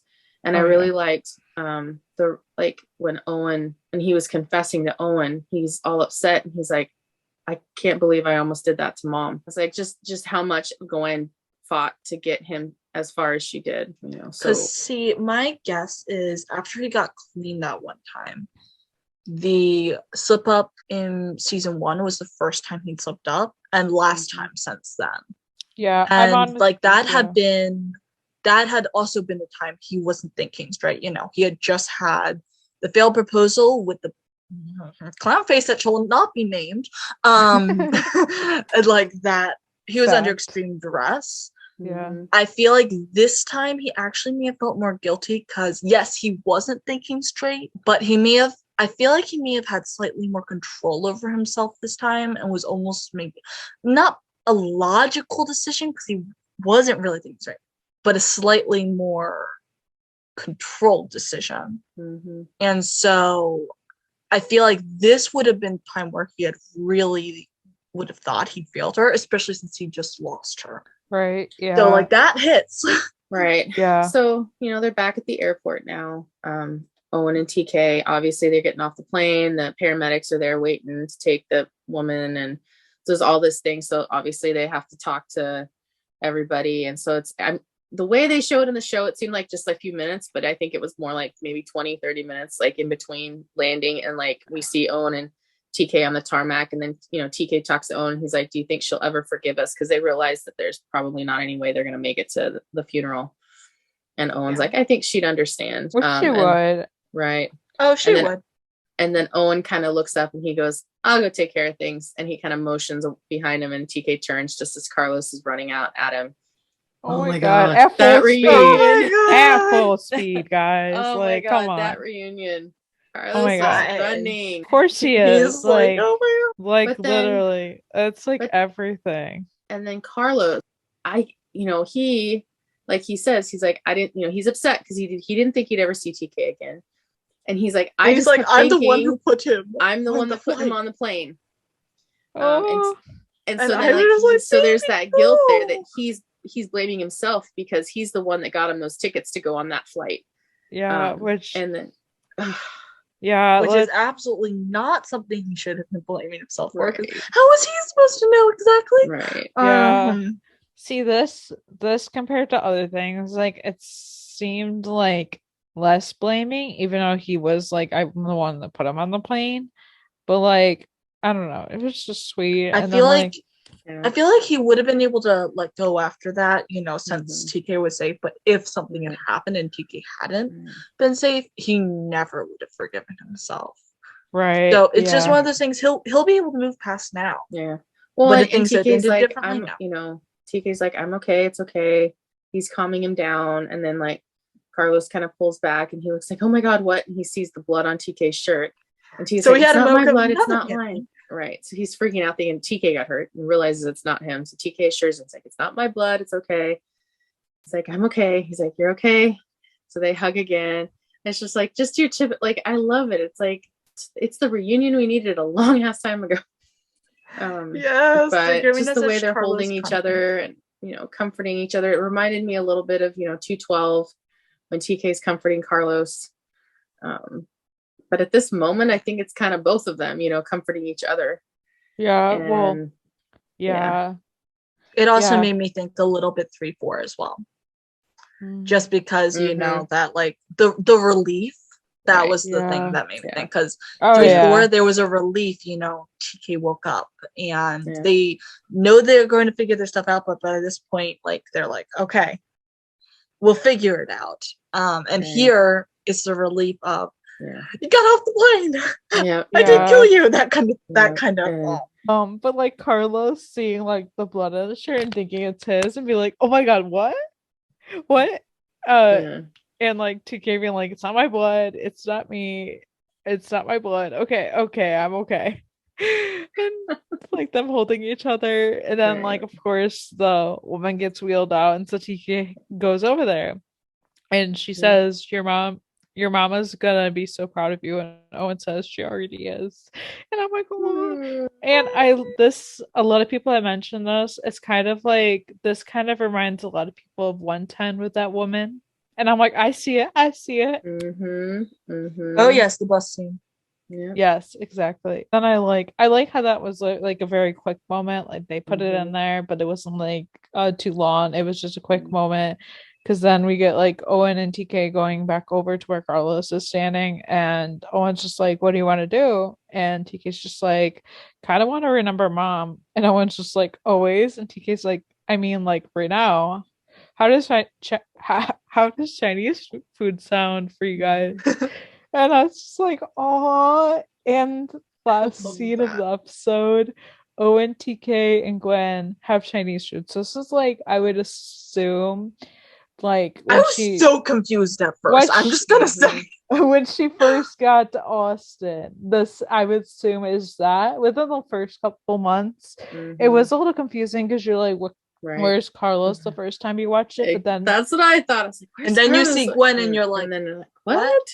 At first I wasn't sure if she was there as like a figment of TK's imagination, but then Owen interacted with her, and I'm like, is everyone kind of going psychotic here or something? Like, no, see, I pieced it together very quickly. Yeah, it's definitely a flashback to just after she came to Austin the first time. Yeah, because like the way they were talking, I did not get it until you two said it, and then I was like, oh, because it was just like the way she was talking about it. It was very like, I'm new around here kind of thing.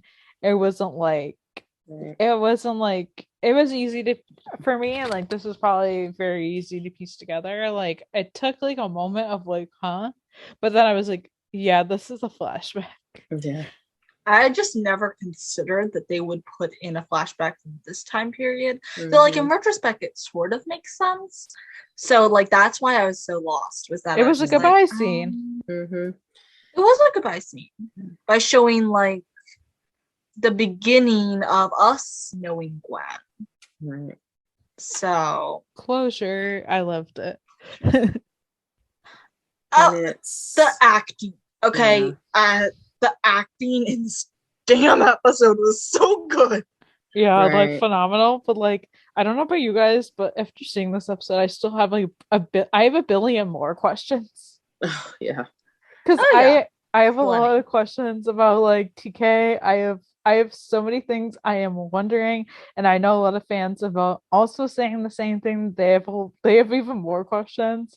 Like this whole like just everything that happened, like the backstory that we did get. I have so many questions about that.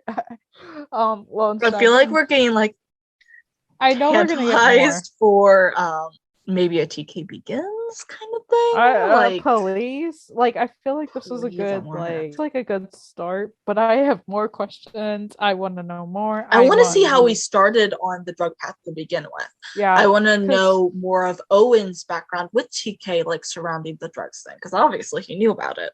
But like I want to see a broader scope, because this was all about showing TK's relationship with Gwen. So let's see like a broader view of things. Yeah, plus like I don't think it like obviously I think that like, you know, this is 2017 when we're at this point in the flashbacks. He's 23, 24. I don't think it started here. I think it started much earlier. Mm-hmm. Oh, he just hit it easier and just got to a point where it just was worse. Yeah, this is when it starts snowballing and getting out of hand. So I think, and obviously they already knew about it. Mm-hmm. It just hadn't been addressed until then, and so this was like, okay, found you in like a drug house, and this is it. Yeah, exactly. Yeah, I love this episode. I guess like final thoughts. The one like there's so many connections you can make with this episode, which is what I love. The one thing I like is we have like Gwen's story with like TK's addiction, and then also, you know, starting the show we had Owen's version of that. So I feel like we have like the two versions at this point. Obviously, like I think we'll get more, and I want more. I have so many questions, like I just said. But like now there are so many things in this episode. Like first of many things. Like I totally understand now why Roden was saying the plane stuff was the calm stuff in the episode. Right. I had no idea why. I had no idea what we were gonna walk into. I was like, how can that be the calm stuff? And then I watch it and I'm like, oh yeah, that was calm. Like the plane stuff was barely there. Yeah, like that. Yeah, I was like, I don't know what. See, my viewpoint going into the episode is like, if that is the calm stuff, I'm very concerned about what we're gonna see happen. Right. But the thing they did was that they didn't overtop the plane stuff. Like they didn't do a huge climatic plane and then do everything else so much more dramatic as well. Right. They did the plane calmly. And then they just lifted everything up a few more notches. And would I have loved to have seen something a little more dramatic for the plane? Yes, but not in this episode. With everything else, it would have been too much. Just in general, would I love to see something slightly more dramatic with the plane? Of course. Yeah. But in this episode, I get why they didn't do it. It wouldn't have worked. Yeah. Also, like, I've seen plane crashes too much on TV shows, so I don't know if I'd want something like super overdone and dramatic. It's kind of like overdone, but that's just how I look at it. But this episode was definitely, I liked it. I loved it. I think there's a lot of great elements to it. I'm glad we got some Tarlos. I'm glad we got some more TK and Owen stuff. I'm glad we got TK and Gwen stuff. Definitely bummed that, you know, we lost Gwen, you know, and Lisa Edelstein is an amazing actress. She did amazing in this episode, this series. And, you know, there's a, you know, she may come back in a flashback for TK or something later on. So she might not be gone forever. And, you know, obviously in present day she is, but yeah, it's like people being like, they did say that Gwen could come back. I'm like, yeah, in a flashback or in a dream. You really? It's like Gwen's gonna come around and haunt the 126. Oh my gosh, that would be amazing. But no.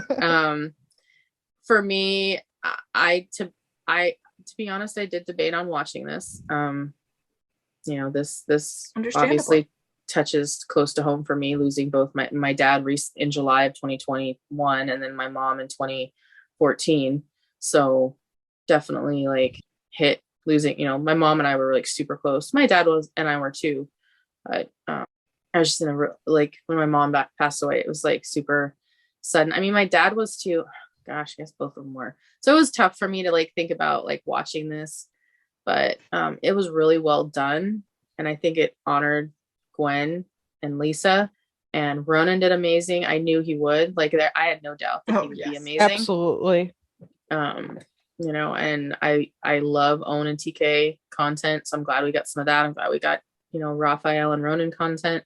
Tarlos content, and Ronan said Tarlos' endgame. Not that I was concerned or I didn't think so. I just wanted to be put out there for the dumbasses that don't think their endgame. Tarlos' endgame, period. I just went the full aisle. Just want to say it for those who didn't hear it in the back. Did you guys really say it louder? Tarlos' endgame. Did you guys really expect anything else?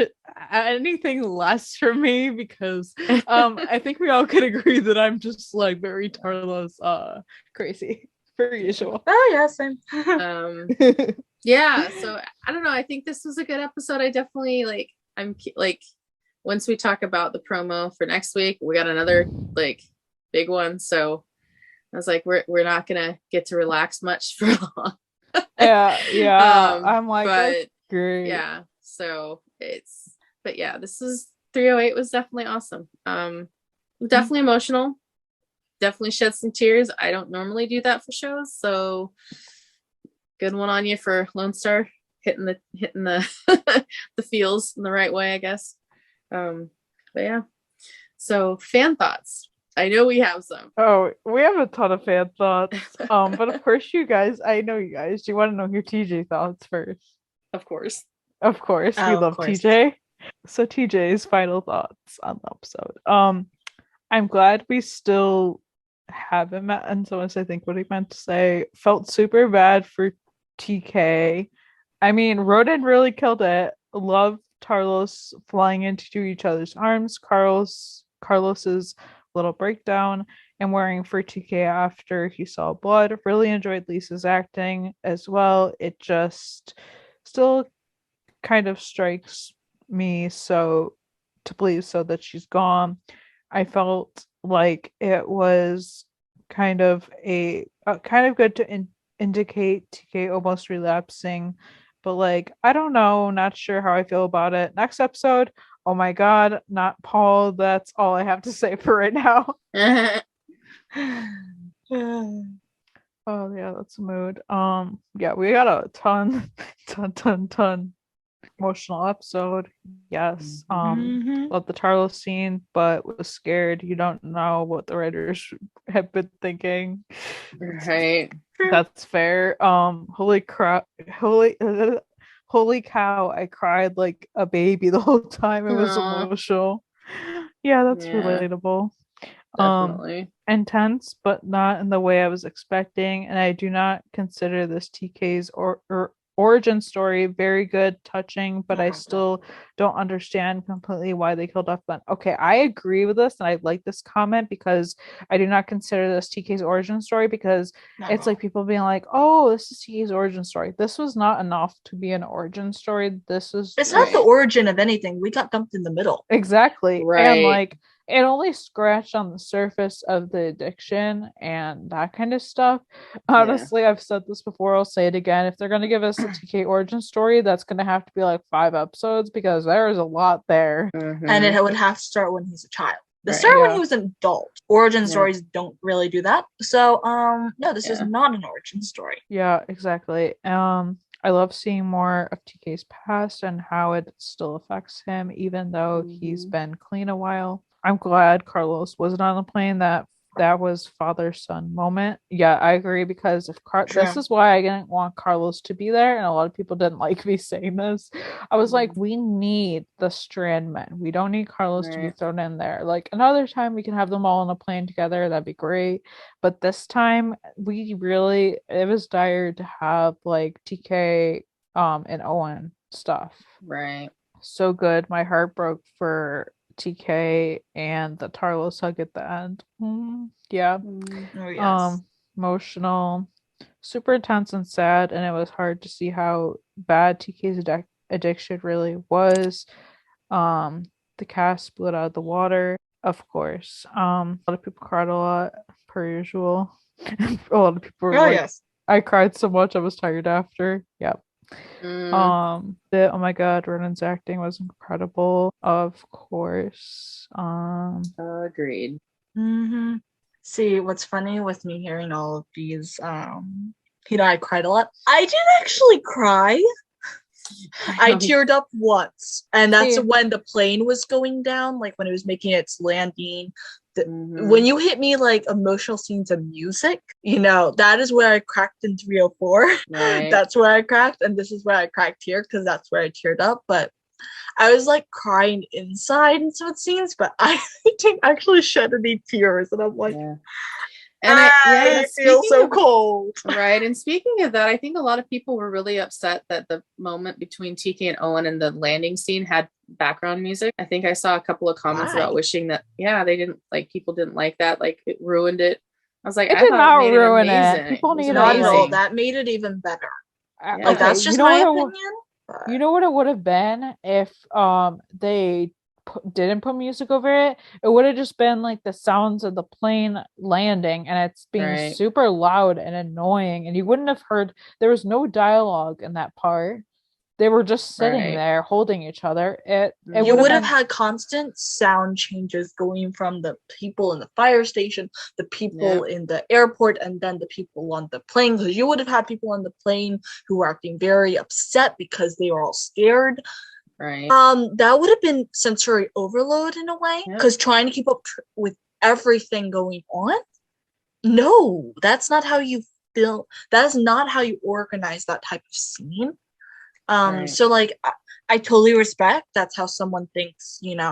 That maybe some people would prefer it that way. I do not think it would have been a good scene at all if they had done that. I agree. It would have ruined the emotional impact of it. Yeah, just the last few. TK is beautiful, that's all I have to say. Oh yes. Agreed.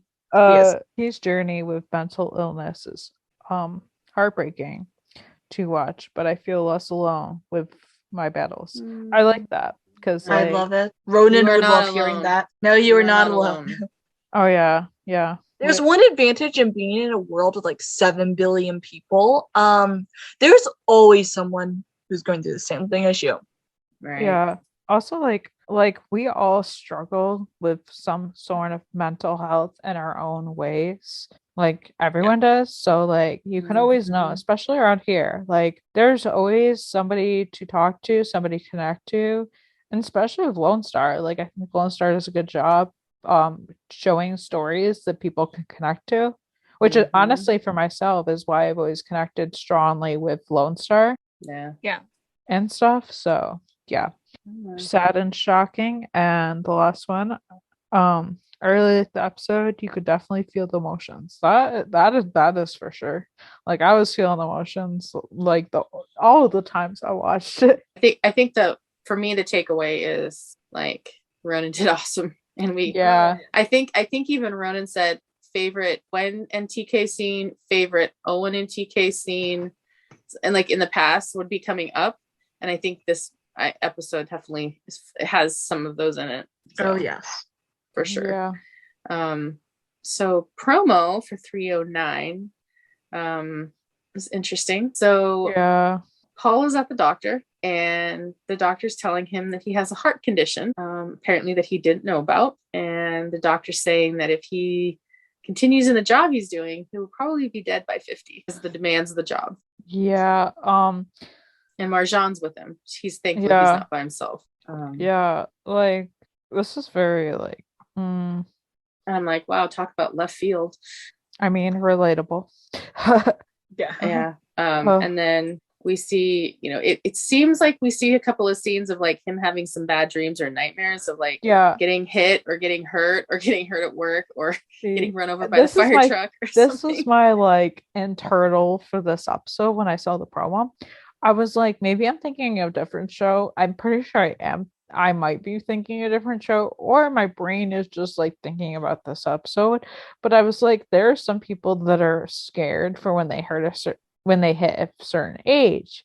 And so I think I watched a show one time where somebody was like afraid of hitting like 40 or something, and they were having nightmares about it, and then like something happened, and I'm just like, this is where my brain is going for this episode. Like Paul is like having nightmares about like whatever dying or something, so maybe that's why he goes to the doctor. I don't know. Or maybe Marjan convinces him to go, because I feel like that's just something she would do.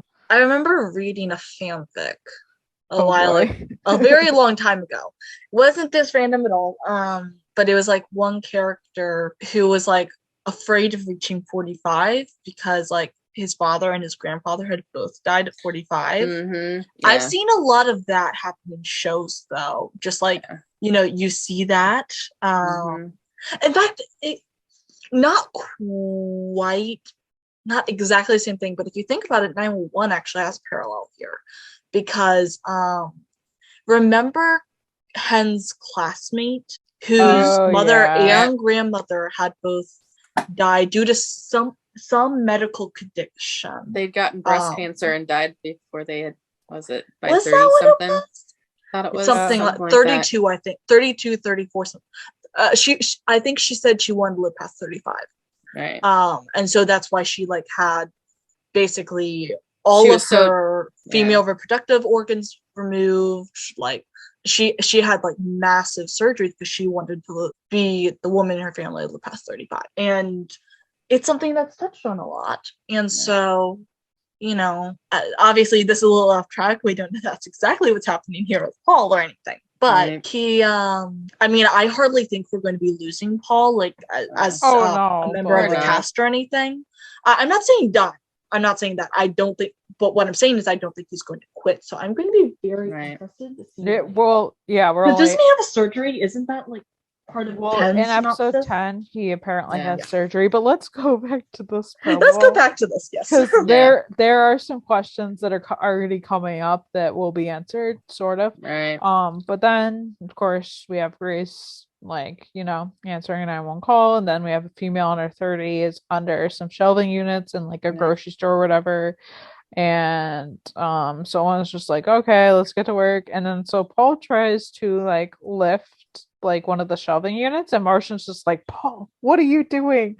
And Paul is telling Martian later that he'd rather die a firefighter than any other way. And then Paul looks like he's having a heart attack at home, and then Martian kicks down his door and is giving him CPR and telling him, please don't die. Right. Yeah. So and then in 310 there's the synopsis says Paul has surgery. So this is going to be an interesting episode because I'm like, they couldn't have given us 1 week. I know, right? Right? Like, I swear to God, like, we know Paul, nothing's bad gonna happen to Paul, but I'm also like, what the hell? Why? Why? The Lone Star, why? You know what? I feel like 9's going to end in a cliffhanger. I swear to God. Okay, I don't care because it's a week, and we know Paul's not gonna die. They can't do that to us. See, I thought that like his health scare, because there had been a hint early in the season that he would have a health scare.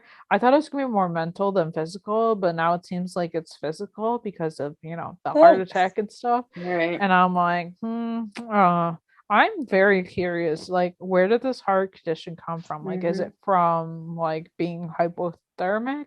Is it, like, something they never discovered, which is possible. It is possible. Well, and something that's only resurfaced now, because people would not have, if it's something that someone wouldn't have screened for because they wouldn't have an basis to look for it, because he's a young man, like early 30s at most. A lot of people aren't looking for heart conditions at that, especially since he's very physically fit. My one doubt is that we've not seen anything alluding to a heart condition yet. So like the idea that he is going to have like a collapse and to learn about the condition and all of that, I'm just like, this all seems a little rushed, but that could just be me. Well, I don't quote me on this, but I have heard that long-term exposure to some of the medications that trans people have can sometimes cause heart conditions. So I'm wondering, I don't know if that's what they're doing, but maybe it's going to be bringing light into that. Like, if it's like, is that something that he's going to have to grapple with? I don't know. Like, but it wouldn't have just come up. Like, so I'm a testament to that. Like, I have one, and it was discovered at, well, pretty much at birth, like within the first couple of days being in the hospital, mostly because I was a jaundice baby, so that's how they figured it out. But like, typically, like, you can go through half of your life and then all of a sudden one pops up. But it's kind of like not that likely. But it very well could be that it's related to being hypothermic and the cold and stuff, and like he's just doing a checkup from like having all that happen, and that's when it pops up on the doctor's radar or something. Right. Yeah. It's very possible. Yeah, I actually looked that up because I was curious, but I'm not sure if what I'm seeing is credible enough to like be taken as fact, because some people say yes, some people say no for like hormone treatments giving an elevated risk. So it's possible, maybe, but that's of course, it's nothing is a stroke because I have no idea. Exactly, but exactly. Like, I'm not seeing anything that I would say is the most credible source in the world. I'm not seeing anything that's like fully dubious though. So I'm like, okay, well, like, don't know, it's possible. Yeah, and we also don't know Paul's full on like how transition, like how active his transition is, because he did transition on the job. Well, okay, so the one thing I know, because I know someone who is, I actually know several people who are trans, but like I know someone who just got on hormones, and they will you have to take hormones for the rest of your life, right? Oh yeah, because you are constantly battling your body's natural producing, let's say for trans men, your body's naturally producing estrogen. Trans females, your body's naturally producing testosterone. So you need to balance that in order to successfully maintain your transition. Right. For a time, I was on birth control for my hormone imbalance, and like one of the like big things was to watch out for heart conditions because of it. So I'm just throwing it out there that that's a possibility. I don't know. I think it's possible. We also have no idea that that's even what's happening here. Exactly. So I'm like just throwing it out there. But yeah, it's going to be an interesting episode, and but I'm also excited to see some Paul and Marjan friendship stuff outside of the station. Yes. You know, we get the 126 hangs at TK and Carlos's, so you get some like outside of it, but not just them one-on-one. So for him to like ask her to go to the doctor with him is kind of a big step. So I'm curious where it's going.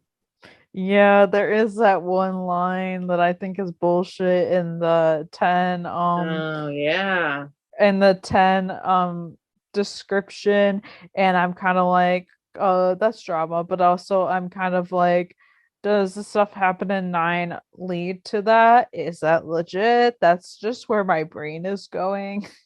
Yeah. Well, yeah, because the line is talking about their friendship is over. Drama. That's just like when that was being thrown around, I'm like, that's drama. Yeah, that's drama. So I hope you guys didn't put your tissues away, because we'll probably need some next week too. So just and you might want to buy stock. Yeah, that would probably, have a box on hand for eeach episode. And the worst is going to be when 911 comes back and we have 911 and 911 Lone Star at the same time or at the same night. We're going to like, oh my crazy. God. Just imagine the grocery stores. Why are we selling out of our tissues? Especially on Mondays. Especially on a Monday. I mean, that would make sense. I love Mondays. Oh, yes.